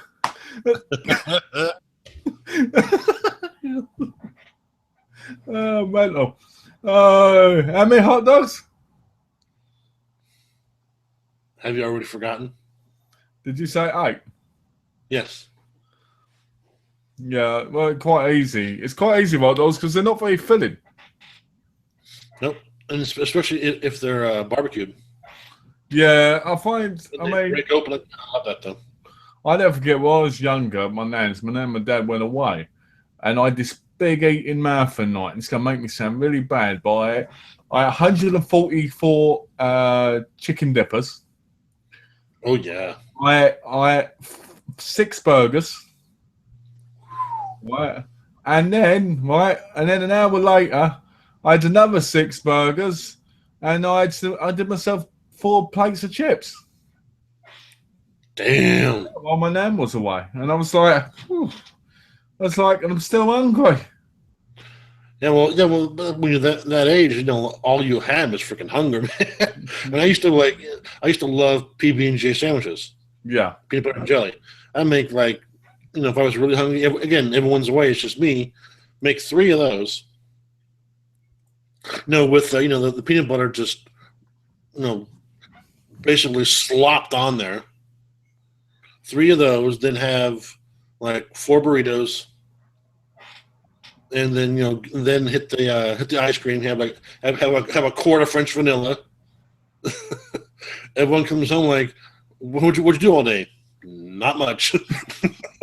Well, that's what I was like. I remember my nan. I remember I remember my nan and dad's, they were out one day and I thought, you know what, I'm hungry, I'll cook myself a meal. And then when I was younger, I used to cook myself a big meal with chips and food. Yeah. And my dad would call up and he'd go, we're coming in with Chinese. And I'd be like, okay, here we go. The Chinese would come, I'd eat the whole plate of that. And then I'd be like, oh. Yeah, then you hit the bathroom and then you come back 5 minutes later and you're hungry again. Yeah, exactly. That's what it's like. That's what it's like, you know? But nowadays, I'm not that way at all. Nowadays, I like eating a burger. You know, I could eat two, but I ate one because obviously I'm more healthier now with the way I eat, you know? Yeah. But I've never had 8 hot dogs at a time. Never. You know? I try that. I mean, and that thing is, it was always plain. It was just, you know, the dog, ketchup, and that's it. Don't do it. Well, they Josie. Oh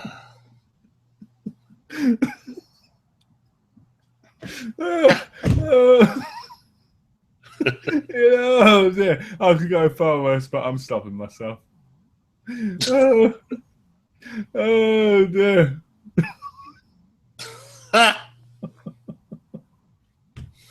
Oh dear. Oh, I don't know why I'm in a weird mood today. Yeah, today. Oh dear. So I'm just going to have this whole view of you today with a hot dog guy.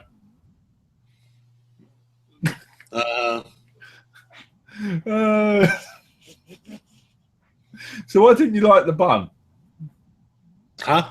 Why didn't you have the bun? Like, why didn't you have it on a bun? I always have the bun. You just said you just had the hot dog and the salt on top.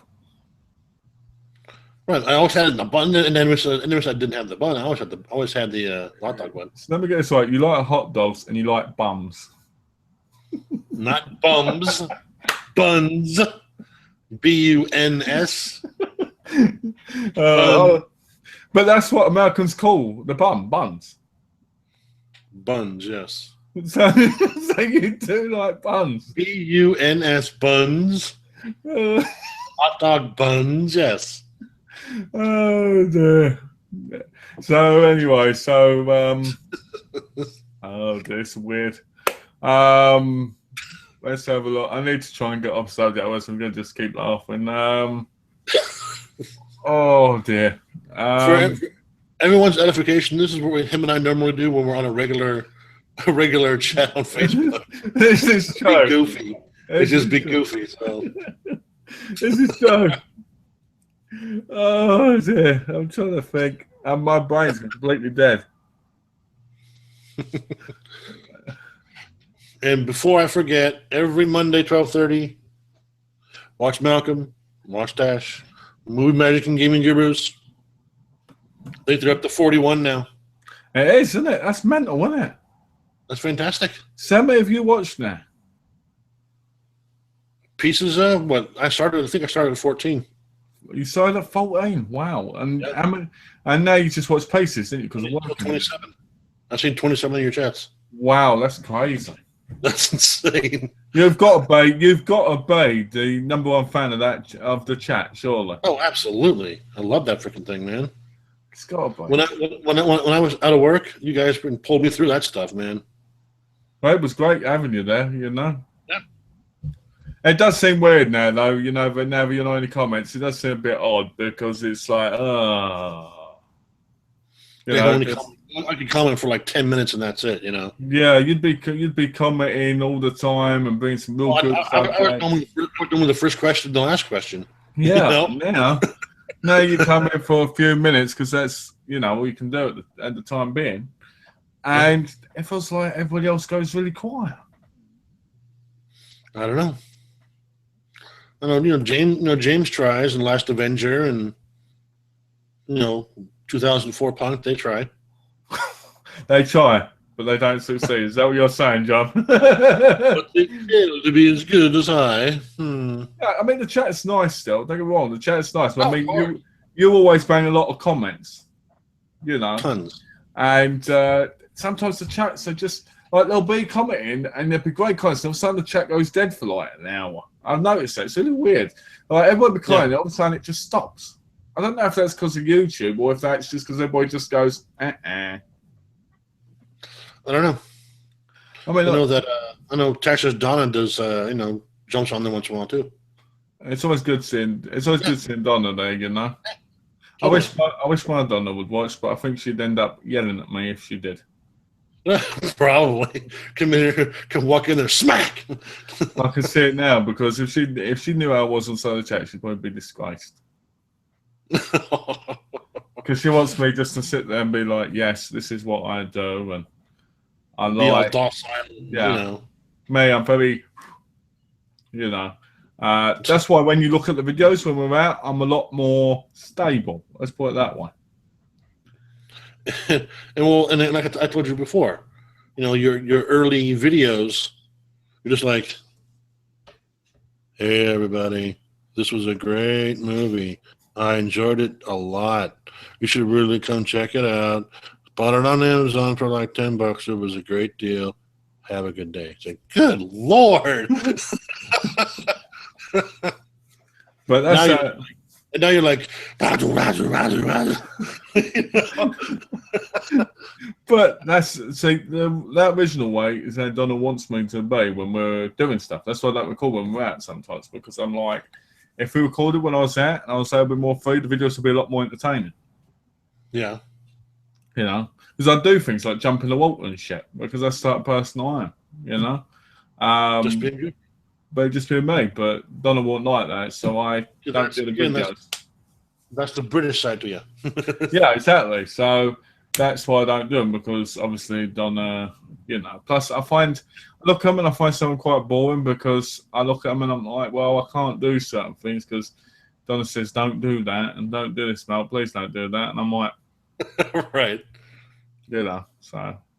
Oh, did you see Rowan Atkinson celebrated 25 years of Mr. Bean? Oh, I saw that. That was great. Yeah. He redid the scene from one of the episodes. Oh, the bit where he rides on top of the. Yeah, I was love very that. cool.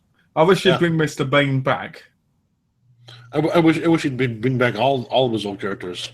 I think Mr. Bean could have been a comedy treasure, now as well as then. I don't think that would have translated well for America, though. Well, nothing translates well for America. That's why everything gets made into a remake. That's true. They put their own spin on it. Yeah, exactly. I absolutely love Blackadder. Blackadder would not do well in America at all. So why do you think you understand it? Why do you think you enjoy it and a lot of people in America don't? Well, my friend Des, who you met on the chat before, I met him at work. He just, told me that it was, pretty funny, but it was English humor. So, and then I just watched it over and over, and I just started to pick up more of how silly and goofy it actually really is. Yeah. Compared to American comedies. I think for Americans, it helps if they know English people as well. Because I've noticed that a lot of Americans can seem very stuck up themselves. Yes. And I find that if they get to know like English people and they kind of get the humor more, they kind of can enjoy English comedy more. Because they go, oh, so that's why he laughs at this. That's why this happens. That's why, I knew somebody. It's like Donna. Donna upstairs, my wife, Donna. She, in case I've clarified that, in case people think some other Donna who randomly came in. Exactly. We watched The Office together, the Ricky Gervais show. Oh, that's brilliant. And years ago, I watched it. I was in tears of laughter when I was at home, and I loved it. And I bought it again, like when I first got it. So me and Donna were sitting on the sofa, and she's sitting there going like, "This is it." And I'm in tears of laughter, smacking the pillow, rolling back and forth, falling off the chair, all sorts of stuff. And she's sitting there like, "What's so fucking funny?" and then over like series 1, when she got to series 2, she started laughing more because she got the humour more. She got more, exactly. Because I had to explain things that were funny, Right. But it's so funny when you think about the things that make us laugh, but the things that make people in different countries laugh. Like, for instance, in China, they've got a lot of comedy towards potty humour and silly humour, like being a teacup and stuff. You know, Right. um, A lot of British humor is very sex based, and so it's hysterical. It's hysterical. English humour is very dry and very sex based. Oh yeah, I love it. And that's the best part, you know. And I think England has the best comedy in the whole world. I mean, honestly, Blackout Edition Dishonesty, when Prince George, who was played by what's his name, who played House. Yeah. There's one scene where he's being introduced by this reporter. And the reporter's like, Prince George, who was described as part of his news sheet as a great moral and spiritual leader of the nation, but is described by almost everyone else as a fat, flatulent git. When I first saw that, I almost peed myself. And I got that immediately. It was so damn funny. It is. It's just, I'm trying to think. What else is funny? See, whenever I watch Ricky Gervais shows, I always laugh at every single one of them. Now, what's that one you mentioned before with the EastEnders? EastEnders? Yeah, there's some other British show that you mentioned before. Can't remember. There's something like that you had mentioned before. EastEnders? What, the soap? It might be. I don't know. I mean, I don't know if that was a soap or a comedy show or what. EastEnders is a soap opera. Oh, a soap opera. Okay, I don't know what it was. You mentioned it before. Oh, okay. It's a soap opera, and they made it in America as well. They made a American version, which failed. Oh, no shock there. They made an American version of the Australian comedy Kath and Kim, which failed. There's a shock. They made an American version of Skins. They made an American version of The In-Betweeners. They all failed because America doesn't get the humor, does it? Yeah, that's true. And we mentioned it before. Isn't Friends is based off a British show too, right? I think it is. I can't remember which one, but I think it is. But Friends actually works. Well, that was the actors and the writers were amazing. That's why. It doesn't work in the same sense because it has got more American humor, but it works still because it has the right balance. Yeah. I feel like sometimes English humor's dying because in England they watch so many American comedies. But it's like, get some English comedies out there, Because now... Do you still keep up with all the stuff on BBC and all that? No, because it's all rubbish. Like, all these impersonating, like these dress-up comedies. I hate them. Things like Little Britain are rubbish. Now, do they do too many like reality shows? Like American TV is way over on the stupid reality shows. Yeah, I'm a Celebrity, Get Me Out of Here, Big Brother, all that shit. The Britain's Got Talent and all that. Shit. Oh, that's not bad. Britain's Got Talent's all right. That's all right. Oh, hold on, got something from John here. I've noticed that people don't give anything a chance anymore as well with TV shows. After one episode, don't watch it. Yeah, that's a good point. I don't know if you want to take the lead on this, John, or if you want me to. I'll start with that. Okay. I think he's 100% right. I mean, I think that it's a lot harder now to get anything beyond like a 13-episode order because everything's been done so many times. Unless you have something unique that either you started or hasn't been done a million times, you're going to fail. That's why unfortunately that's why I think reality shows work for most people. They're so cheap, and there's almost no writing to it. Like the people who act in Big Bang Theory. Yeah. 3 of the top actors make $1 million an episode. $1 million. Or you can make Dog the Bounty Hunter, make the entire season for $2 million. Hell of a lot cheaper. Simple to edit. It's a one camera show. Instead of having multiple angles, having to cut there and cut here and cut here, so much easier to make and much cheaper to make. Unfortunately, Go. good. I was going to say, I think reality shows is shit. They suck. People enjoy watching real people, but what they don't realize is the majority of these people now are actors, unless they're 95% of the stuff's fake. So they don't mind. But this whole one episode thing, I've noticed a lot of people do not watch more than one episode because they haven't got the brain span. We live in a world now where people want to sit back, watch reality shows, be like this. And be a zombie. I watch things like The Walking Dead and Game of Thrones and stuff because I like to think. Yeah. It reminds me of Wednesday when James was saying about how he likes watching Nickelodeon shows still. To me, they are brainless nothing now. There's no thinking in them. A lot of kid shows nowadays are really bad. Exactly. So I stay away from that stuff more now because I want to learn. I want to watch something. I want to learn. I want to study something. I want to enjoy it. I want to go, wow, I never thought that was going to happen, or I think that person's a traitor. I want to think. Yeah. And I think the problem with people nowadays is they'll watch the pilot, like Fear the Walking Dead, for instance. Everybody watched that pilot, or everybody who did, I should say, went, oh, it's really slow and it's boring and this. And I'm like, but if you watch the first episode of The Walking Dead, it's quite slow. It's not very slow, but it's slow because the pilot always is. The pilot's always the one which introduces the characters before it gets going. I always say watch 4 to 5 episodes. People just want to, they want to just have something that's going to grab them immediately with no story structure.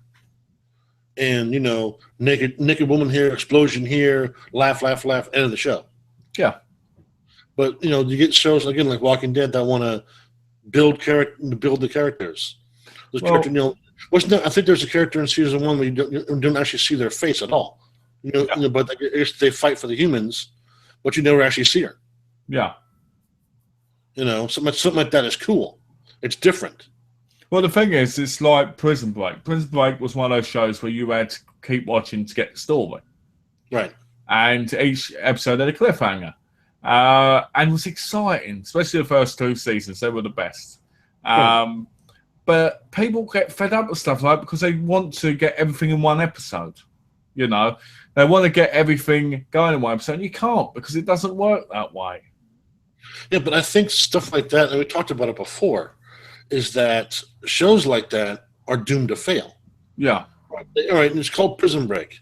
If they break out of the prison, what can they do? Are they going to run for 10 seasons? Well, I remember in the series they escaped in season 1, then they were on the way to season 2, then they ended up in Panama prison all together, and then they escaped there, and then they ended up on the run again. And then in the movie, his girlfriend's in prison. He's got to break her out. See, it's just a lot of the stuff nowadays is so quick. It's the same stuff over and over again. Yeah. It's like when one of those, not Chicago Fire, one of those firefighter shows. It's to me, it's all. A friend of mine and I had a conversation about it. It's like when those shows come out, and you see the previews for it. I'm like, they're gonna have, the brash rookie who comes in. They're gonna have the girl who loves 2 of the firefighters who can't decide who they love. One of the firefighters is gonna have an old fling from the past that he saved that still wants him back. You watch these shows for one season, and every single one of those cliches pops up every season. Well, I remember London's Burning, which you wouldn't have watched, but London's Burning was a firefighter show. Mm-hmm. And it was a great show back in the day. I'll never forget one of my beloved characters walking along a platform, it falling and him dying. Nowadays, I think about that. Crushed. I was crushed. It was crushing, At the time, I was like, oh, no. Or the Bill, which was the police version of that, and you had the same stuff, like the detective having sex with these partners, his detective partners, right. Young underage daughter in a lift in the station where anybody could have caught them, and you're like, wow, right? I'm like, that's pushing the limit right there. And now that you brought that up, that's made me want to buy London's Burning because you can. from Network. Nice. Yes, it's a brilliant show. London's Burning. So many things now are so cliche. Stuff written in the 70s to this. You go back to comedies from back in the 70s or adventure shows or cop shows.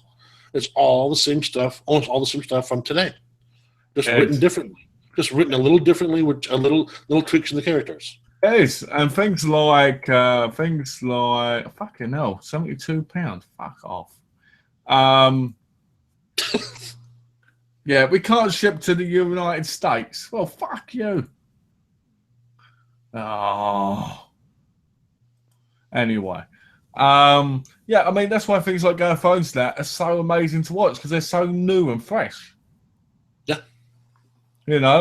And things like can only come from fantastic writers.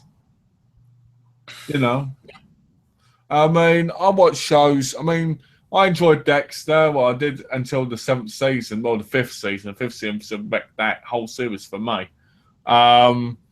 And I watch a lot of series, but the thing is, a lot of them are just brain dead. Like I watched The New Girl, the Zoe Deschanel comedy. Yeah. I watch it and I'm like, there's no real funniness to this.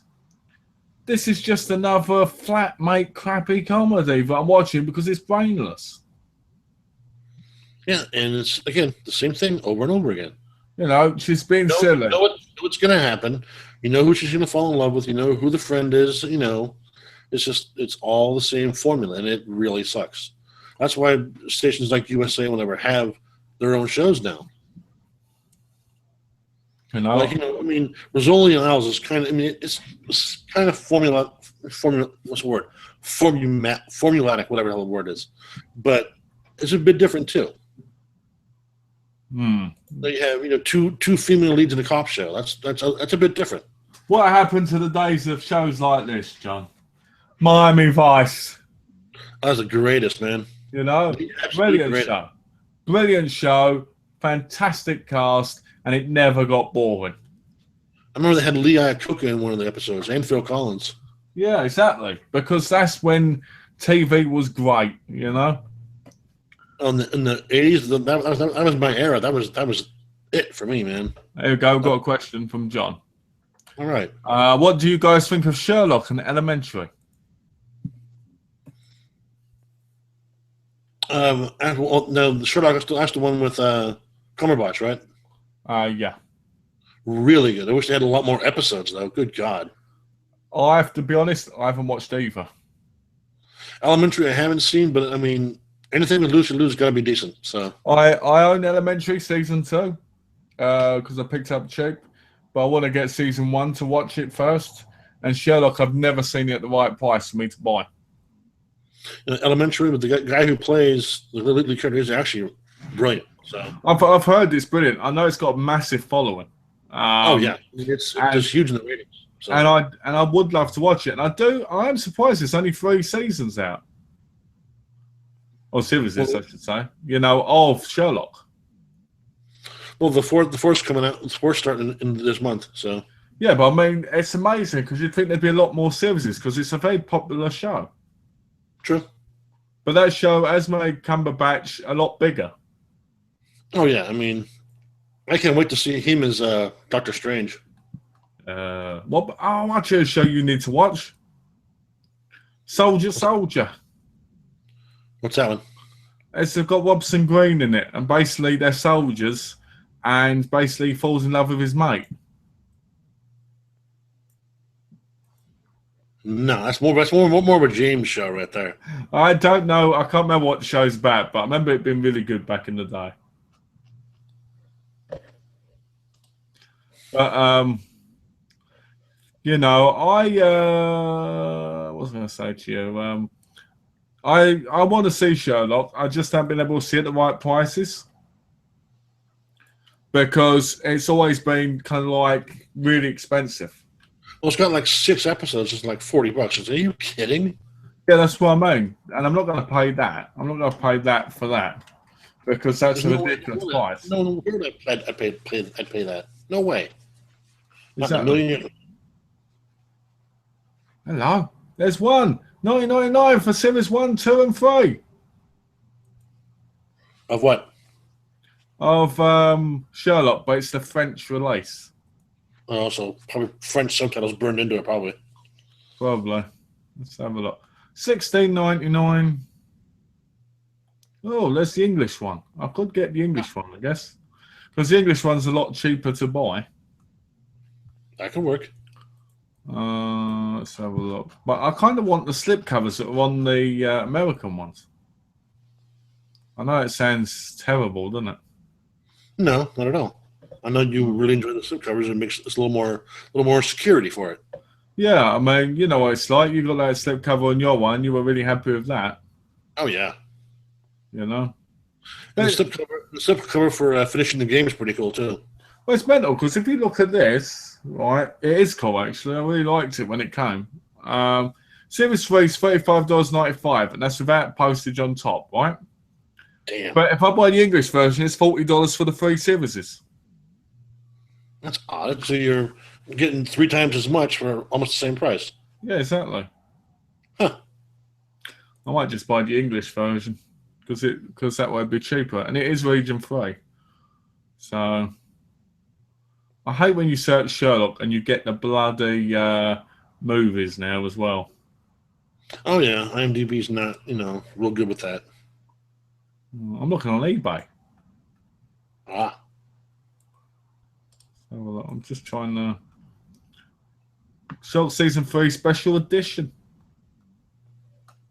Because I know the American ones have been edited.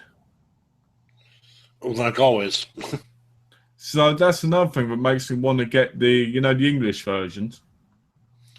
And again, something else we talked about before is like, there's so much blood and gore and stuff in American TV shows, but don't dare show a titty, I think that's so weird. Like, That's ridiculous. what is the matter with looking at a pair of breasts? It's like, oh my child, like when Janet Jackson like flashed her titty for like half of a millisecond on the Super Bowl. I mean, Their parents writing in saying, "My daughter saw her breast for 1 second. She's traumatized." Oh my God, shut up. I mean, watching breasts makes me want to watch this show. What is wrong with that? Yeah. The reason is that Cumberbatch and Freeman schedules, and the head writer Stephen Moffat is also head writer of Doctor Who. Oh no, Stephen Moffat does Sherlock. Okay, well that's put me off the show. I know you talked about him before, actually. Because he wrecked fucking Doctor Who, hasn't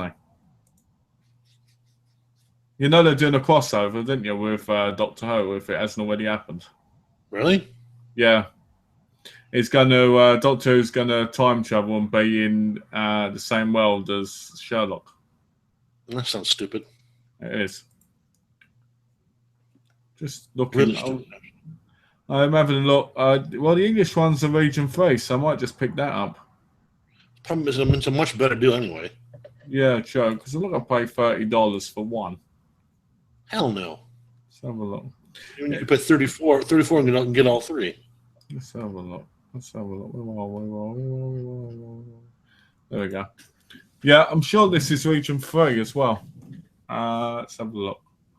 And it's got all 3 cases in there, so that's not too bad. Because I can just take them out of the box and they'll still go together then. There you go. This is Region B, also called Region 2. It is Blu-ray, not regular DVD. We'll play in the UK. We'll not play on a US DVD player. This is brand new. And that's why they call you Nobbins, because you didn't look it up on Blu-ray.com and you're selling it cheaper than you should. That's how you do it, John. That's how you do it. That's how you make it work. Let's have a look. The 2015 special. Uh-oh. That one's coming out soon. Have a look. So series 1 to 3, it says Region B. But if I click on them individually, it says in Region 3. Oh. Well, that's a bit of a concern, isn't it? Yeah. Don't pay for a DVD, then you can't freaking play it. I just don't understand why they even have that. What, region coding? Yeah. I don't get that either. Doesn't make a damn bit of sense. Was this all 3 episodes from the 3rd series? There's only 3 episodes? Mm-hmm. You're joking. How many episodes is this one got then? Are they all just 3 episodes each? Something like that. Yeah, it says 9 episodes in the whole series. That is mental to want a fortune for that. Yeah, 9 episodes. Kiss my entire ass. Well, it's funny because Friedman's getting quite big now, isn't he, as well? Yeah. Because there was a point where they said he won't be able to be in The Hobbit because of being in Sherlock. Huh. Ages ago, and then somehow he got the role, so they must have sorted something out. Yeah, money. Must be. All about money. It must be. But I can't believe there's a 3 episode season. They want $30 a season for 3 Yes. episodes. $100 for 9 episodes? Not a chance. I think that's ridiculous. That's stupid. I might wait for that. They'll probably, have 1 disc for all 3 episodes, then have, 2 extra discs for all the extra crap. It's probably what it is. It's probably 2 episodes in 1 disc, and 1 the other with special features. How long are the episodes then? Well, I have no idea. Let me have a I've look. only caught like the end of a couple of them. But you liked it though, didn't you? I mean, Benedict Cumberbatch is awesome. So Sherlock has been on since 2010, and it's an hour and a half per episode. That is ridiculous. 9 episodes in 5 years. I know it's because of what's going on and everything, but still, they're lucky the show's still on. Yeah, 3 episodes per series, and about 1 hour and 30 minutes long each. Thanks, John. That's not too bad, but I'd rather go and buy the Jeremy Brett Sherlock Holmes, which would cost nearly that for like 20 odd episodes. Nope, not worth it. 1 bit. No, you don't think so? I You're mean, not going to rush out there to buy it and watch it. $30 for 3 episodes? My God, are you insane? That's $10 an episode. No, I mean, unless it's sent to me in a gold Oh. case. How I could probably go on PSN and download Sherlock for $2.99 an episode on there. Yeah. And watch it for free, kind of thing, compared to that. I might do that actually. I've got credit on there. I might buy an episode and watch it on there. Now, if I can't do any other way. Unless you want to get caught. Again. Shit. Shit. Shit. So where's everyone besides John, man? Come on. Where's Tash and where's James and Come on, everybody. Luke? I have Let's your do the twist. I bet you James is editing. editing what? I don't know. He's always editing, isn't he? He's always editing something. I wonder why he's got edit 2 in the chats. Well, you have all week to do it, and if you pick that, I'm too busy. Okay. Well, I don't see how, but well. People have routines and they get busy. That's true. So, what are your plans for the rest of the weekend and then next week? Today Trey will be home about 4:00. We're gonna make some dinner. I don't know to make dinner. We actually might go out to dinner. I'm not sure yet, which would be nice. Yeah, that would be nice. Go out to some maybe treat to some Chinese food. What's She this? loves Chinese food. I have all 3 services paid £8 each. Still too much. It's still like $16 each. I think about £3 is how much it'd be worth. At $6 a piece. No way. No way. Is any show worth that? So how much did you pay for? On a show that I liked that had at least 22 episodes, I paid 30. I bet 30. So how much did you pay for a 9-episode series? 9, Yeah. 20 tops. That's pointless. I just don't understand a series that have 10 episodes. I just don't understand that. Well, the special's going to be the 10th episode, so. Why would a series have 3 episodes in the first place? What's the point of it? Yeah. You have 3 episodes. You have to wait. You have to wait 49 weeks for it to come back. Also, I don't have that kind of patience for a TV show. I'm sorry. Can you imagine that? It takes 2 weeks to make and then 50 weeks till it returns. No way. So what we doing in a week, sorry? Because I cut you up because I wanted to read the comment. And hopefully tomorrow we're gonna try to catch up on Gotham. We're still a bit behind on Gotham. And Trey has her homework to do, of course. Yeah. And I have to get ready for the shows for Monday. Yeah. I love that we have Monday off. Thank God. So having a 4-day week is going to be really, really nice. Well, we were gonna go to the gym, but we can't because it's shut. So. That stinks. But oh well, that's because it gives my arm more time to heal. Yeah. And gives me time to kind of relax and chill out a bit. Are you still stretching once in a while and all that stuff to keep your muscles? I'm still stretching, still moving. Good. I've been going for little runs, up and down the stairs, like 40 times, and the stairs are good for you, man. and doing stuff like that. And I've been basically going outside and getting some fresh air, walking about, just stuff that you can do. Good. That's really, really smart. So having your body seize on you, you're not doing anything. I tell you though, when I had that pain, it felt like when I touched here, or I laid back on this bit there, the complete opposite side, it'd feel like I had a bullet wound from it. Because when I went like that, I'd feel the whole pain, like there was a big, massive lump there going through. That's your muscle just screaming at you.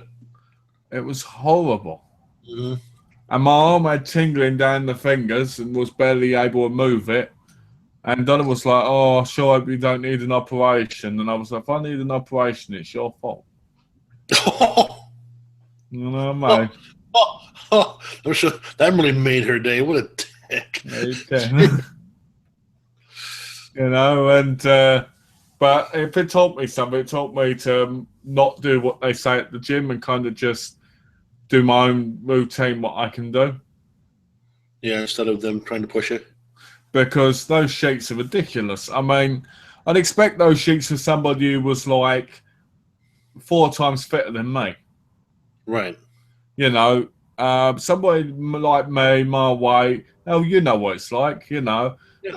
If you had to get down on the floor constantly, push up, punches, and carry a lot of stuff, it's going to hurt you more than it's going to help you. Of course. Your body hasn't done it in so long. There's so much excess weight that all those muscles are going to cramp on you. So what I want to do is I'm going to focus on cardio and doing little bits of lifting for the minute. There you go.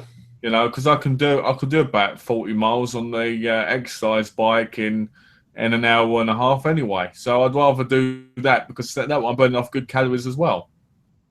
Now, do you ever use the incumbent bikes? The ones you can almost lay down on? No. Those I like a lot because the impact is so minimal. We haven't got those at the gym. They are at the other gym, but they're not at that gym. Oh, okay.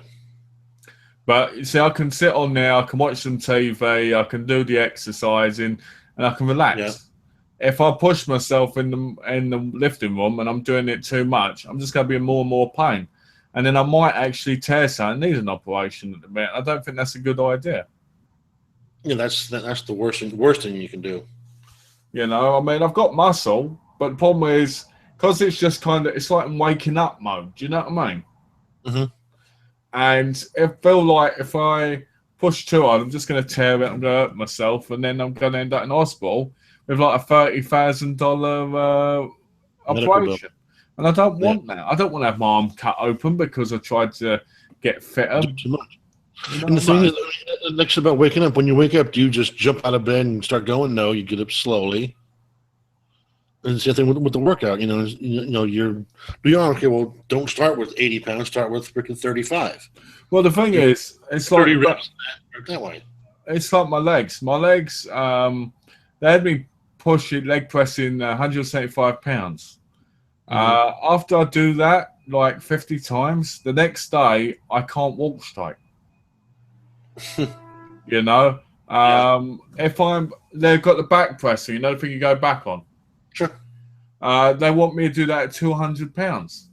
Well, by doing 200 pounds on that, I'm pushing harder on my back and hurting my back more, surely. Yeah. I mean, you're stretching out your back, but you're also making those muscles work overtime because you haven't done it in so long. Exactly. So what I'm gonna do is I'm just gonna do what I know I can do and just push that, but not push too hard, but I hurt myself because I've been in pain like 3 different times now, and it's just a bit too much. Yeah, because it can get to anybody. I mean, if you tear a muscle, and you're out for months. Yeah, and then I put the weight back on that I've lost. Exactly. And I can't move my arm, and I end up being more aggressive with Donna because I'm in pain. You're sitting on the chat with your arm like this, on one of those big braces. I'm sitting there, typing one-handed, trying to talk, getting all pissed off. Not being able to play games, being like, oh no, you'd figure out a way. well, you're sitting there like this. I'm gonna make it work, damn it. I'd have to get my foot out and start doing a bit with my feet. Oh no, that'd be impressive. Or I could just use my best weapon. Oh, don't do it. I know what my best weapon is. I'll just go like this. I'll just go like this. On the controller, and then I'll win. Okay. That's the main joke with guys now about I'm going to beat him in the wrestling game with it. And I'm going to send a picture of it on the controller and send it to him and I'll win. Are you guys possibly still going to do that wrestling podcast?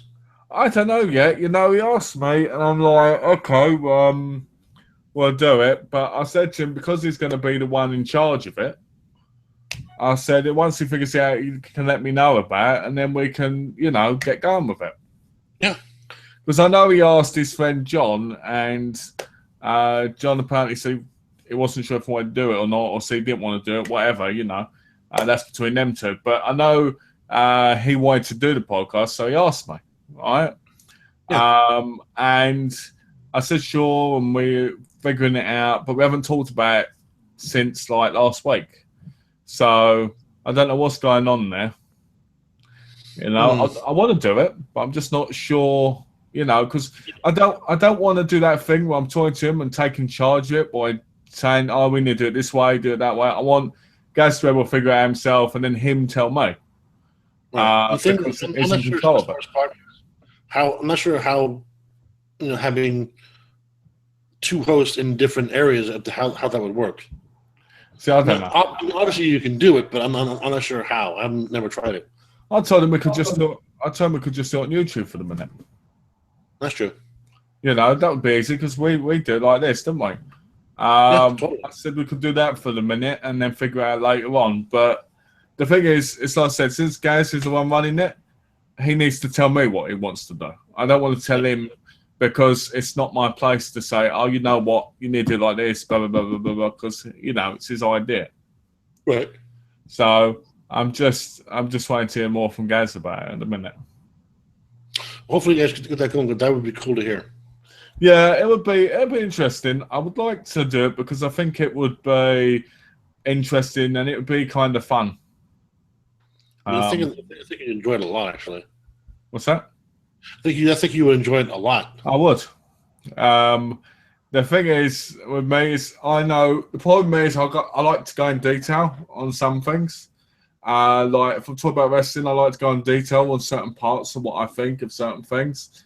And it'd be interesting because I think the podcast will only be about half an hour to an hour long.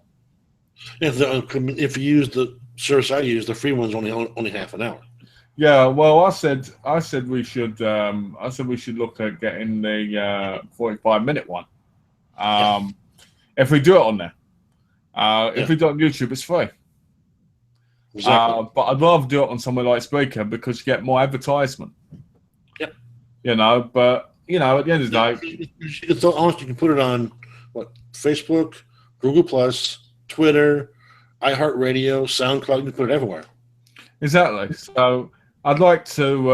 I'm waiting to see what happens and see how it goes. And I mean, there's no rush to do it right now, but it would be nice to arrange it. I think the point is, I think me and guys need to have a proper conversation about it. And I think because we haven't had the time, Yeah. And before we forget, hopefully Miss Tash will be with us next Saturday. Yes. I spoke to Ash last night, and she said she'd love to be a part because she'd love to talk to Little John, and she'd like to join the chat.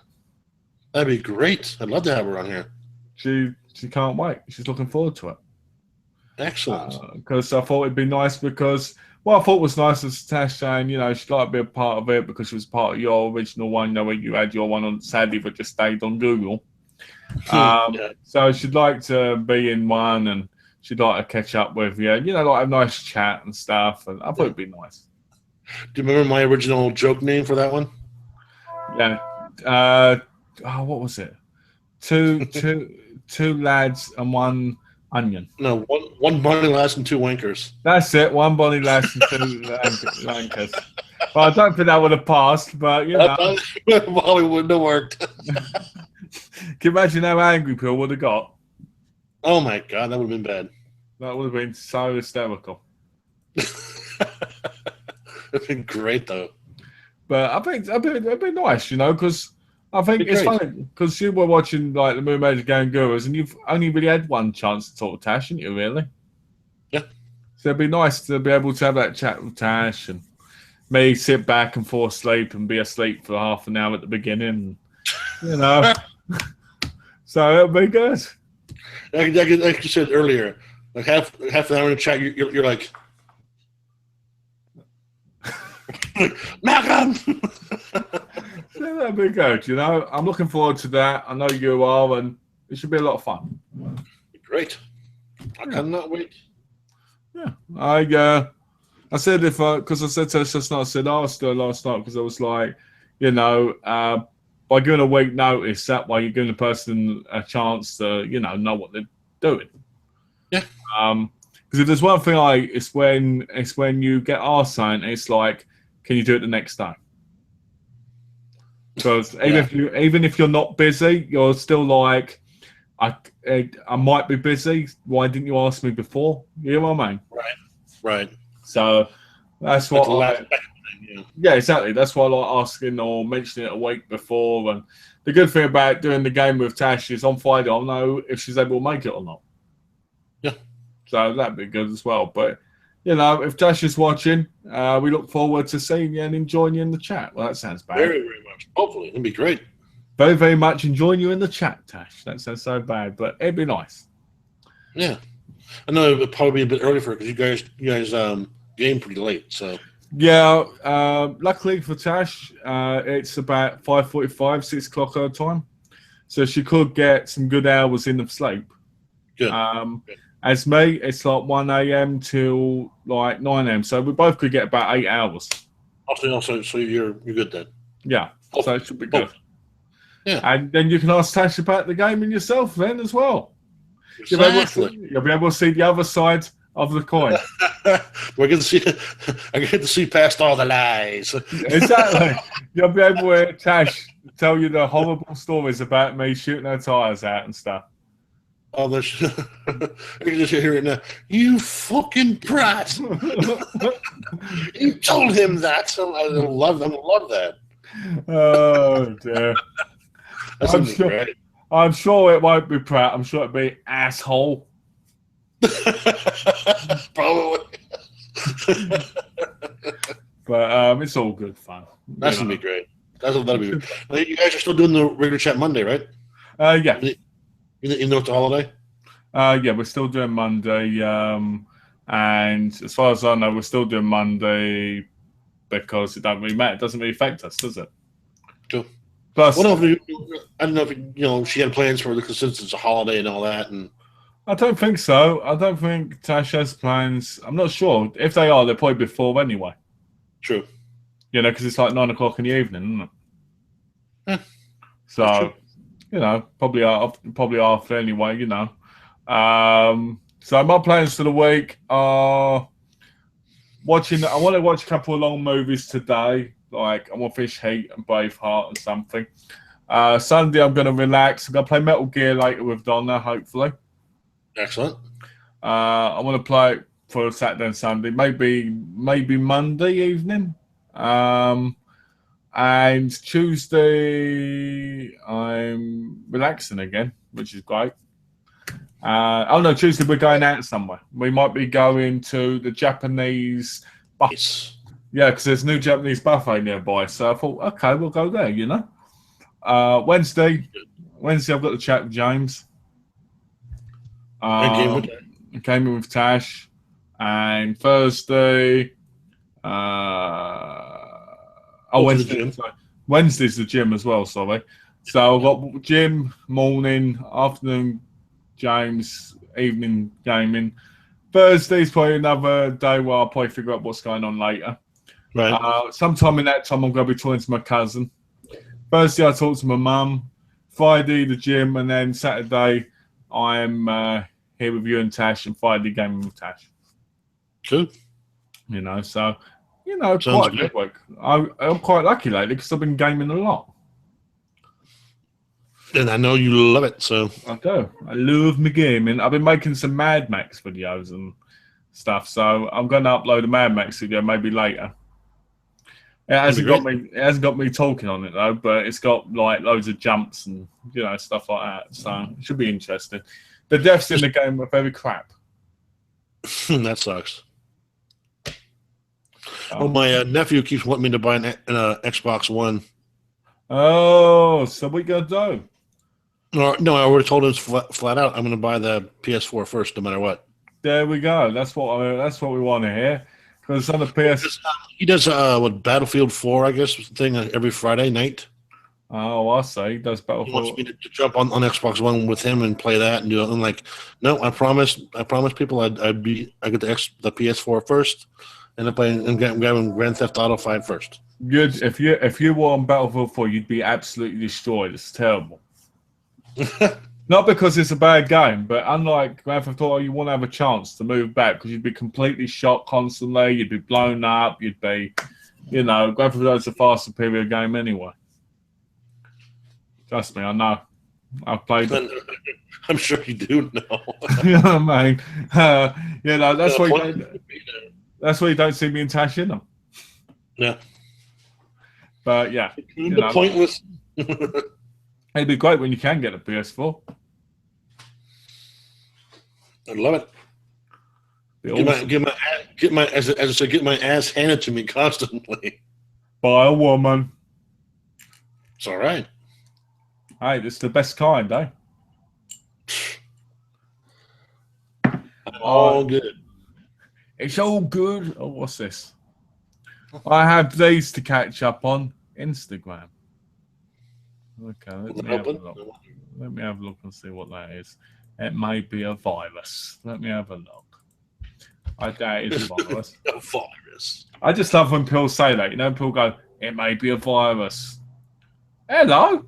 WCW Nitro on Blu-ray.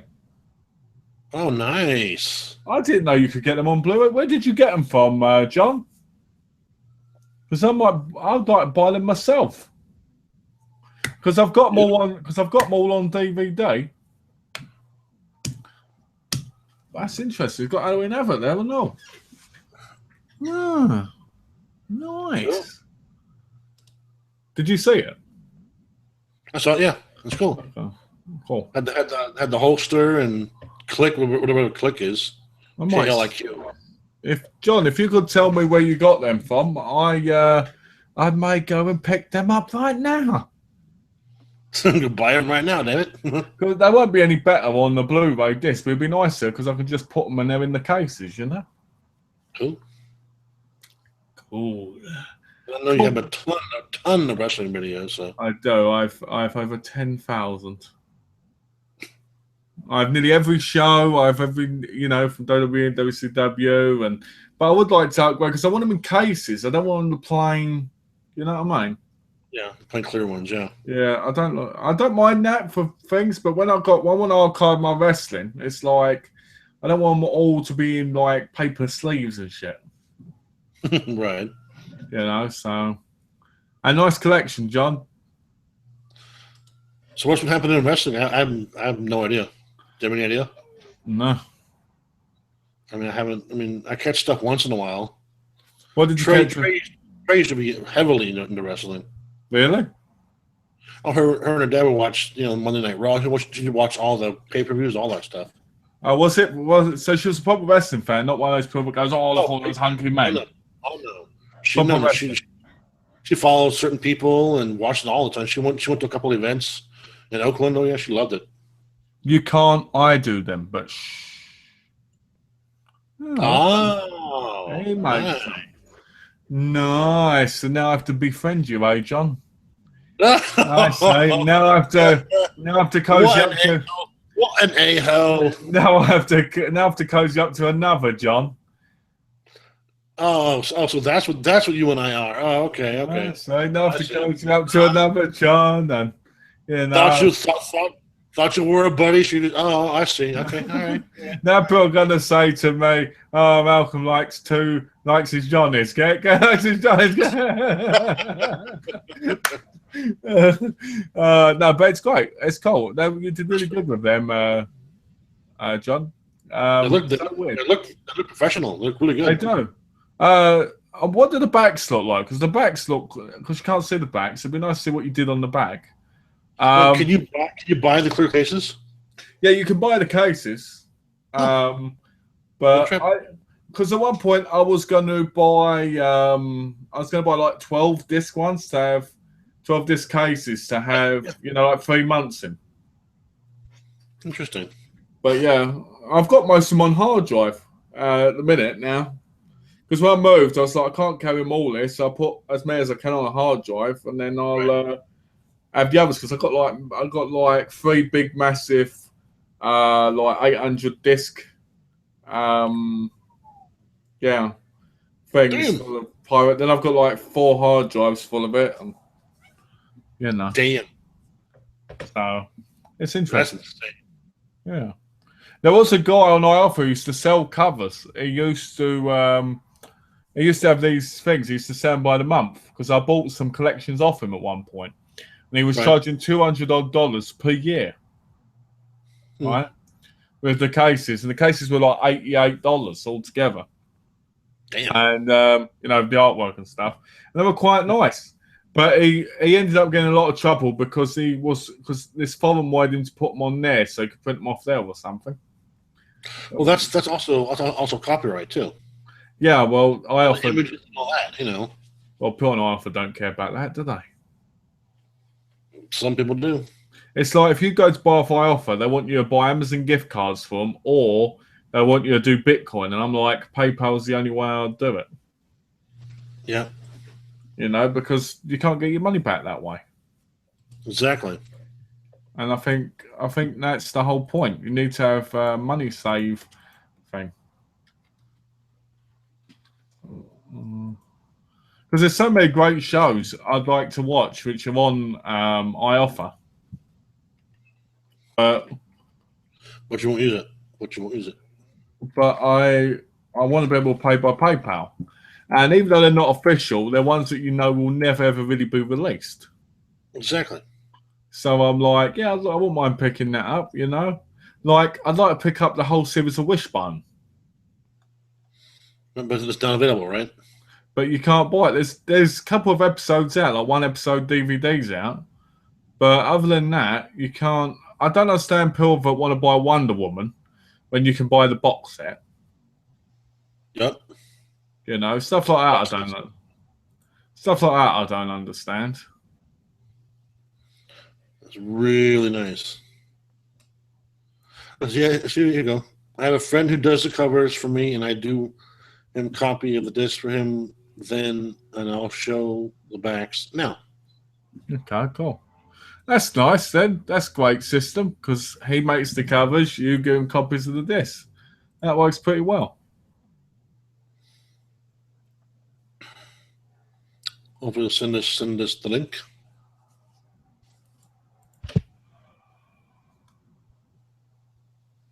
I do hate. Good. Now go on. Let's say that we have a flea market that every weekend over in Concord, about 10 miles away. Yeah. And some guys got in some really bad trouble. They're trying to sell regular DVDs. Yeah. I mean, just with no, basically almost like no cases. No, I mean, and the thing is, everyone knows the police walk around that place because they have bust people for stuff there all the time. Oh. But these guys are trying to sell, pirated discs at the flea market with the police around. That's pretty stupid. And they had thousands and thousands of movies. That is stupid, isn't it? And they got all of them confiscated. Wow. Yeah, they lost their ass on that one. Well, I mean, I don't mind buying pirated ones of things I know I can never buy, as long as they've got covers and they look decent. I'm not going to just buy plain discs because if that was the case, then you know what I mean. You're going to get you'll get a friend to do them or whatever if they can, but you're not going to pay for that, are you? No. Especially not in today's world where you can get you can basically get most of that for free anyway. Yeah. So is the 2004 Punk, is he a friend of Gaz's or a friend of James's or? Oh, it's a friend of Gaz's. It's Gaz's right-hand man. Oh, it's right-hand man. Okay. Yeah, right-hand man. They're good friends. Cool. Which is nice. I think John knows James, but I don't think he knows James. Do you know what I mean? Yeah. Knows of him, but never really talked to him. Yes, and I think that's the best way to pay. With some people, oh yeah. Oh yeah. Yeah. Oh yeah, what a rush. Shit. Let's have a look.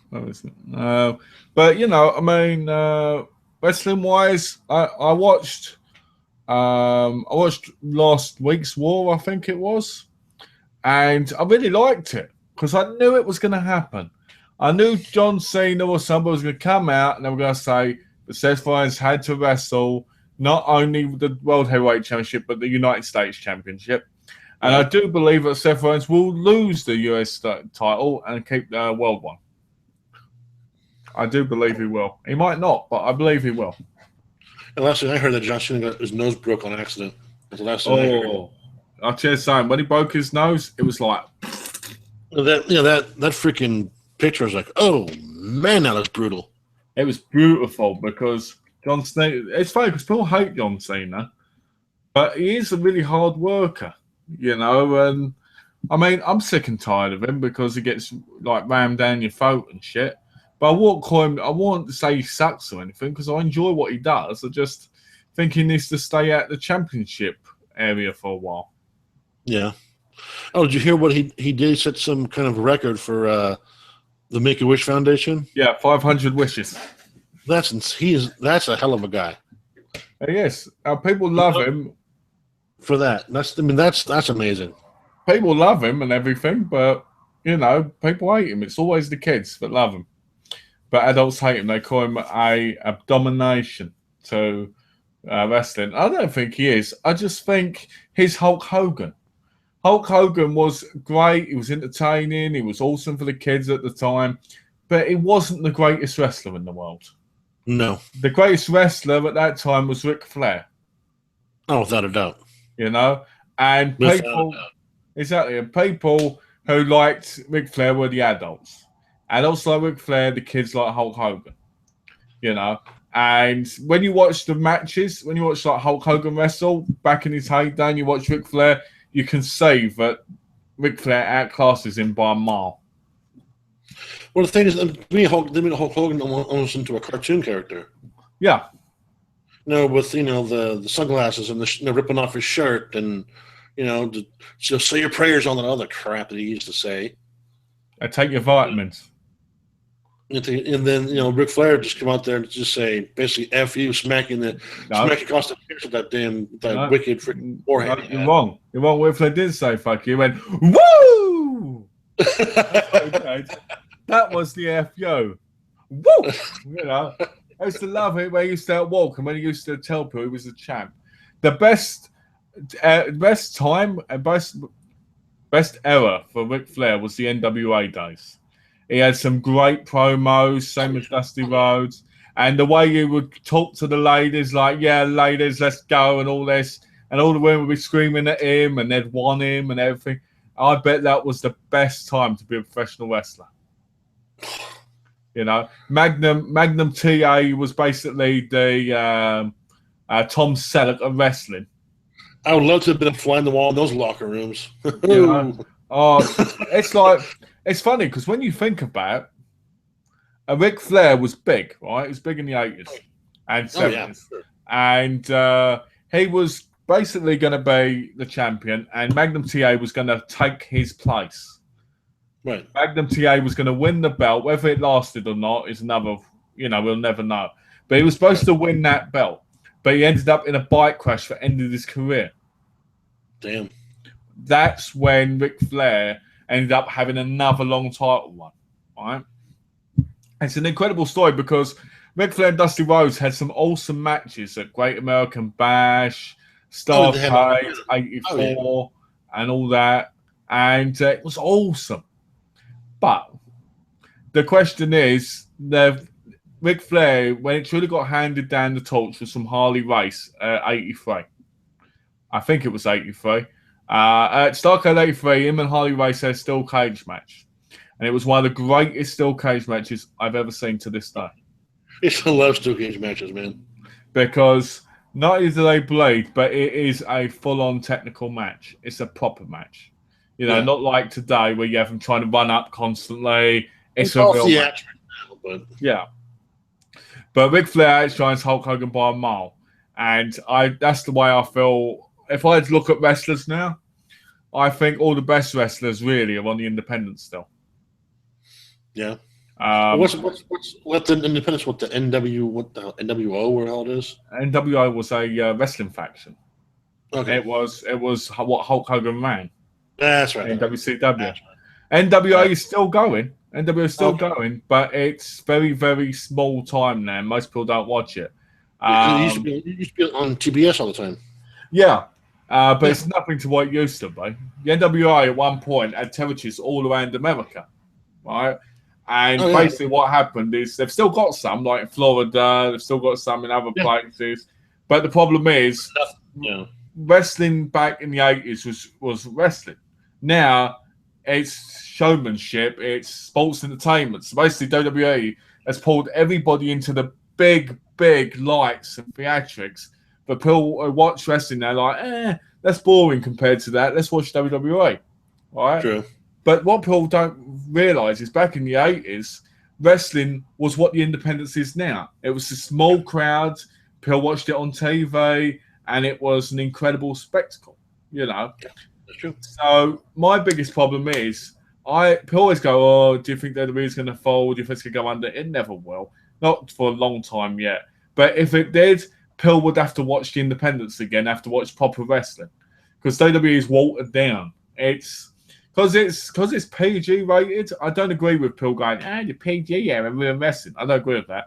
Because it's PG rated, so much can't happen. And that's fine. Compared to what used to happen, yeah. Yeah, and that's fine. Because I remember watching Survivor Series 1991. I think it was 1991 where Hulk Hogan went against. It was. They went against the Undertaker, and Ric Flair came down and he slid the steel chair in the ring. And the Undertaker did a tombstone on Hulk Hogan, and I remember that shocking me because I was like, oh, he used a steel chair. Now it's like everybody uses a steel chair. It's there's never a big thing now at all.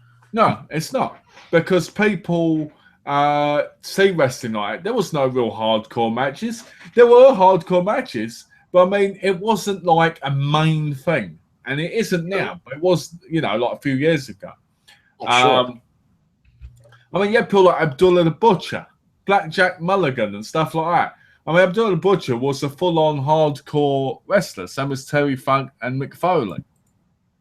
True. Let me just let's just look at this.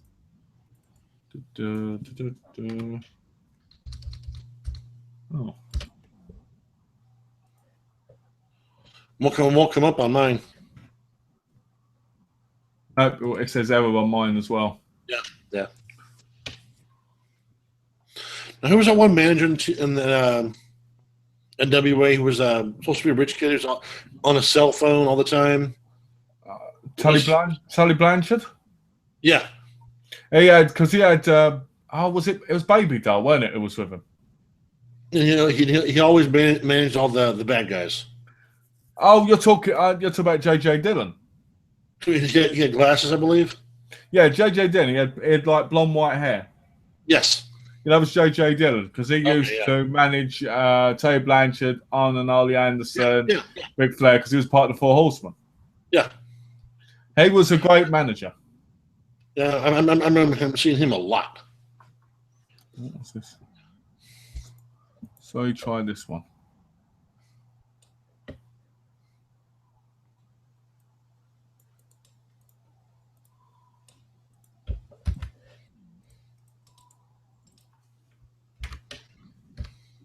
Oh, there it is. Same thing here. Let's have a look. It's loading on mine.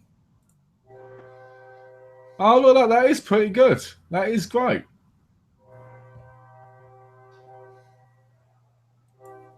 They're really well done and all. Let's see here. Fucking hell. I can buy metal prints of that picture. Why would I want that picture done on metal? I could even buy it framed. Nothing. For $46.99. Oh, look at that. Oh, he's got all the Total Diva ones as well.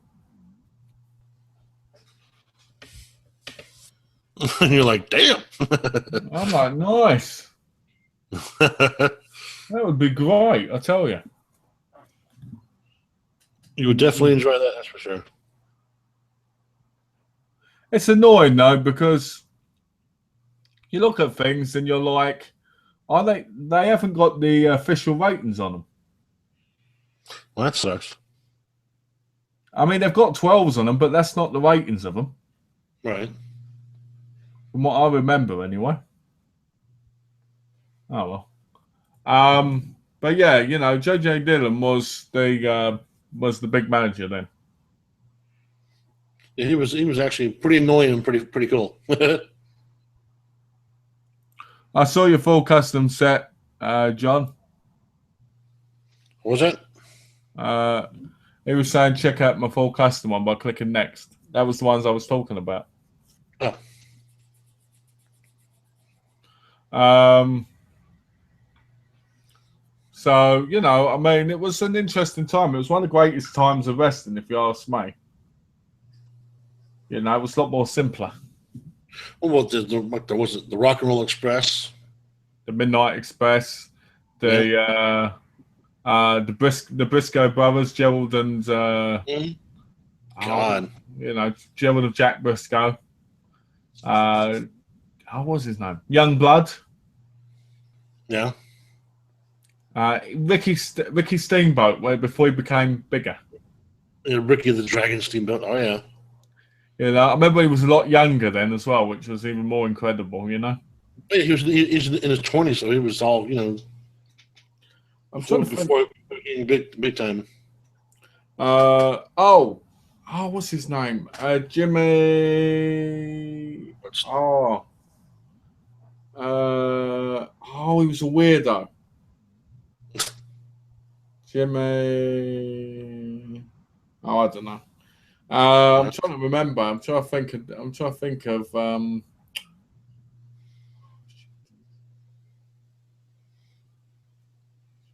I always thought the Anderson brothers were incredible, Oh, Arn, yeah.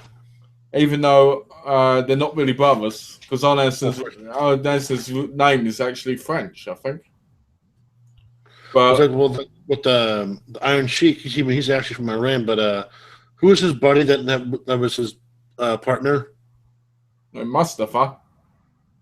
No, the Iron Sheik. Iron Sheik had a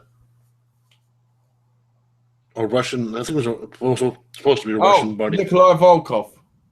Yeah, he's just some regular guy from Oklahoma. he just did the accent well. Because I remember Nikolai Volkov had a tag team with another guy. No, was it Nikolai Volkov? I could be wrong. Anyway, he had a tag team with another guy in WWE back in the early 90s. Mm-hmm. I think maybe late 80s. It was an incredible time. You know? Cool. So, I was going to say, just today's wrestling kind of sucks because they take commercial breaks during the freaking match. Yeah, like you'll be watching it, and they'll go, "We'll be right back after the break," and you're like watching the next part of the match. It's horrible.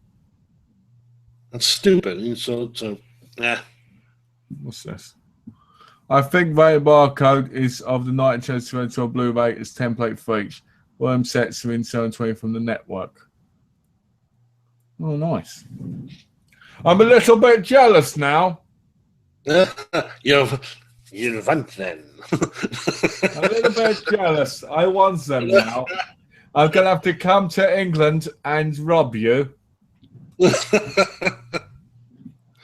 You'll have to call someone in the English mob and have him killed. I will, and get them to say this. Please kill Punk John and also get all the customs for me. And take all of his Blu-rays and return them to me. Yes. Yeah, the ones that are official you may sell, but the non-official ones you send to me. And bring all of his hard drives too. Yes, and bring all the other stuff. And then just burn it, so I've got a bigger collection.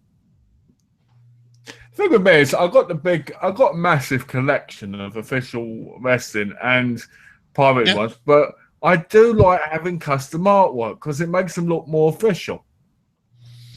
How so? Because you think about it, if I've got a paper sleeve, like let's say this, and let's say this is WCW, let's say it's WCW sold out. Right, sure.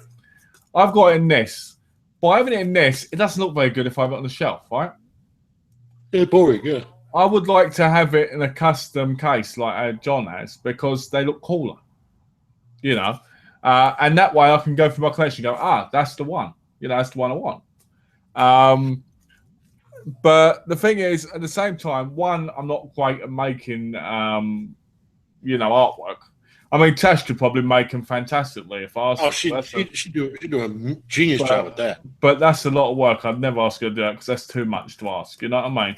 But I've never been that great at doing stuff like that. And because of that, I've only got them all in like big, massive folders. Right. So, maybe one day. Things something like that, though, if you do it at home, that also kills the ink in your printer really quick. It does. I mean, unless you have, a backup of, tons of cartridges for your printer, that's going to kill it quickly. It does. So that's color pictures in high def. That's just brutal. But I do have to say one thing to John. What? You should be ashamed that you watch Total Divas. Because I watch it, but I'd never tell anybody. I'd never have it displayed on my channel. Says the man who loves Ghost Whisperer. Give me a break. And handsome. Don't forget handsome. And handsome. What's this? I'll add you on Facebook and we can talk about the sets, mate. Okay, sure. Add me on there you go. Gonna get the hookup. I'd like the hookup. That would be awesome. Because I'd love that. Please add me and we'll talk about it. Wait. You're over here talking about killing this man, over here talking shit. All of a sudden he's being nice to you, like, hey, why don't we just be friends and we'll Right. talk? It's going to send me a case with anthrax in it. 'Cause of what I said. At least I'll be happy. But Yeah, John, send all the poison you can, John, to send it all to Seattle. and then send it all to wherever John is as well. Kiss my ass. Oh, if anthrax kissed it, it'd probably be really painful. Oh, You think? can you imagine that? Can you imagine that? Grab old Subway, ripping it open, dropping anthrax in it. Actually, that's worth trying, actually. Oh yeah, you want to die in 5 seconds? Go right ahead. No, not me. I'll try on someone else. Oh, okay. Do you remember when somebody sent anthrax in the post? Do you remember that?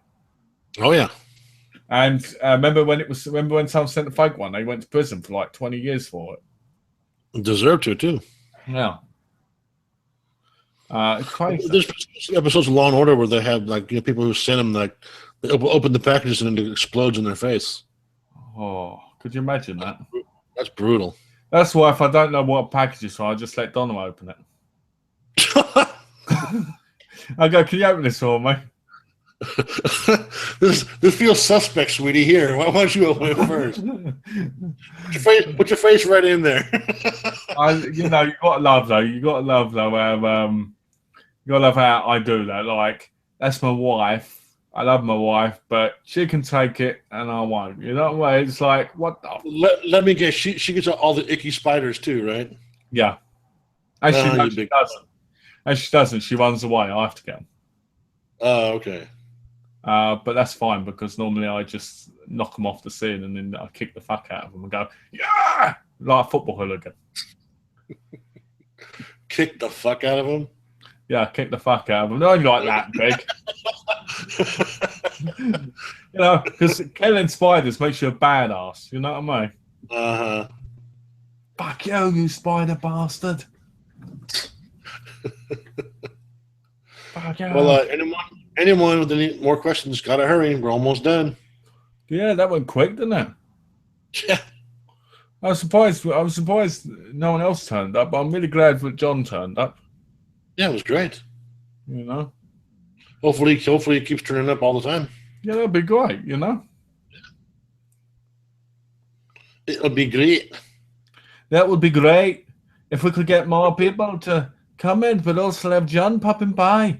Because it'd be awesome. There'll be another John around. It's good. I told you, just 2 more Johns and we can have the 4 Johns, the singers. Right. That's it. Because you'd be the front singer, wouldn't you? Be what? You'd be the front singer. Oh, hell no. I can see it now. This is you. I'm singing with my hot dog. No. I got a hot dog in one hand. I'd be the drummer. one over here. Sorry. And then you'd go, I gotta squeeze some sauce on that hot dog. I'm gonna write a song for you called Hot Dog. I got a song for you right here, buddy.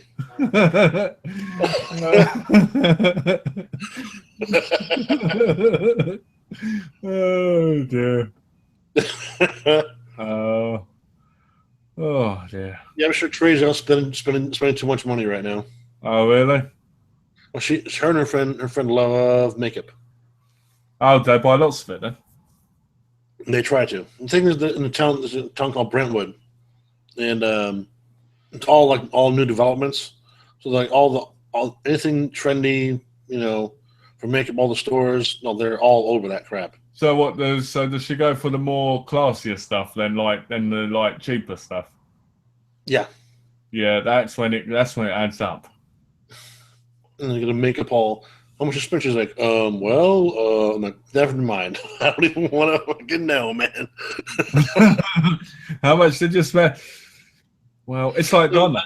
That's when she's like, you know how much I love you. I'm like, oh, here we go. It's like, I really, really, really love you. that reminds me of Donna. She went out and I said, don't buy a wind chime. Do not buy a wind chime. I was very adamant about do not buy a wind chime because the noise of them does my head in. Okay. All right, because I've got very sensitive hearing, so I hear them all night and all day. All right, so I said, don't get one. She come back. There was a big box on the side. I looked at it and I went, you got a wind chime. All right. She went, yeah, I got a big one. And I went, why did you get one? Well, I told you not to. Because I knew you'd understand. Oh. And, I can't really take it back either. I took it out of the box. Can't really take it back now. Sorry. I was like, oh. Well, one time it got really wintry and maniac, so I grabbed hold of it and threw it and it went flying in the air. Like, Damn. yeah, because they're very light. What was it last week? I thought your freaking house was going to blow away, man. Oh, because that noise. Well, then your lights are flickering, your freaking windows are over there. You're like, damn. Thought I was going to fly away. Seriously, man. It was scary because the electric kept going out and everything. Yeah. I mean, I was in the chat with Tash and the power went out.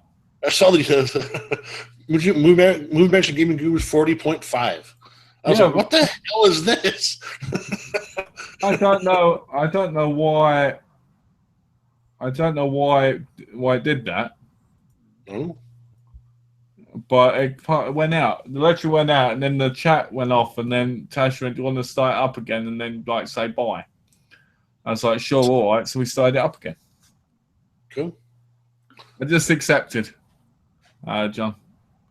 I just can't believe it when the wind here. I always want to know why over here there's wooden houses and they're so sturdy. Who knows? Because people who know what the hell they're doing, I don't know. Because if I was some random guy and I was crazy, I'd drive a car straight through the houses. I would drive straight through them down the hill, like woo, because that would be awesome, wouldn't it? Oh, look at this here. Why do people in the Midwest rebuild their houses every year in Hurricane Alley? It's because they're mental. Exactly. Because I'd move, you know what I mean? And maybe it won't happen this year. Not right. Why would anyone move there in the first place? Surely that should be like abandoned area.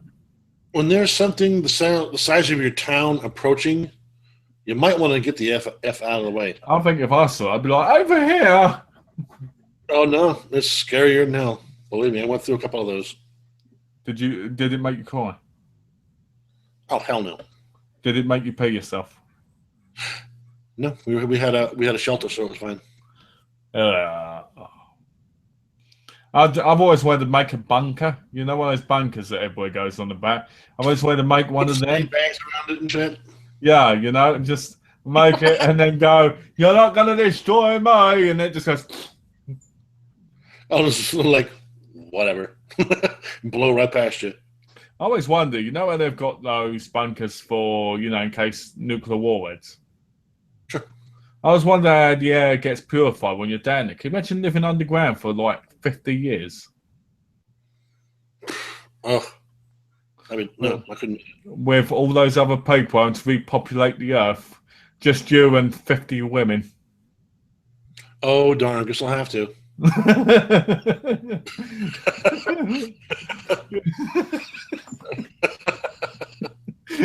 Oh dear. Exactly the thing I would have said. We should probably get going here, brother. Okay. All right. Well, do you want to start? I will start, sir. Thank you, Malcolm, again for another fantastic chat. 3 hours again. That just flies by. And we had some goofy fun today, which is always fun.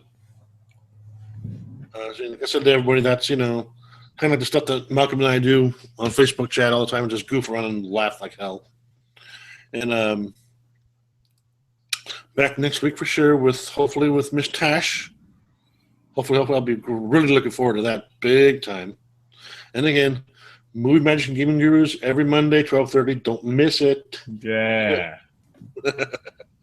And again, thank you, sir, and yours. Okay. Well, as always, thanks to John for being here, taking the time out of his busy schedule with work and everything to be here. I appreciate it. It's always nice, and I think it's great that we get to do the chats together.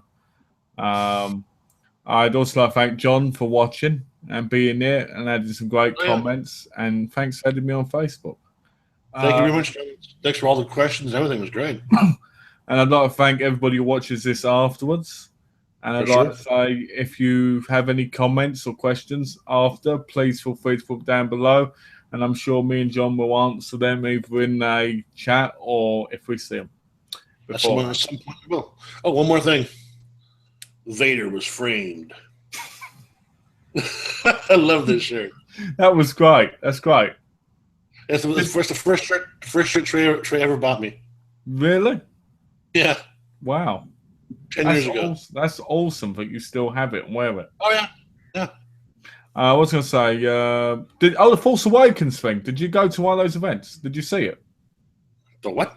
The Force Awakens event. There was Force Awakens events in America. No. And they were selling figures and everything with half price. Okay, well. I heard about it, but it didn't go to anything. Oh, John says, nice chatting, guys. See you next time. Thanks a lot, John. So if anybody has any comments, questions after, please feel free to comment. And for me and John, for now, take care and see you all soon. Thank you, everybody. See you soon. Bye, guys.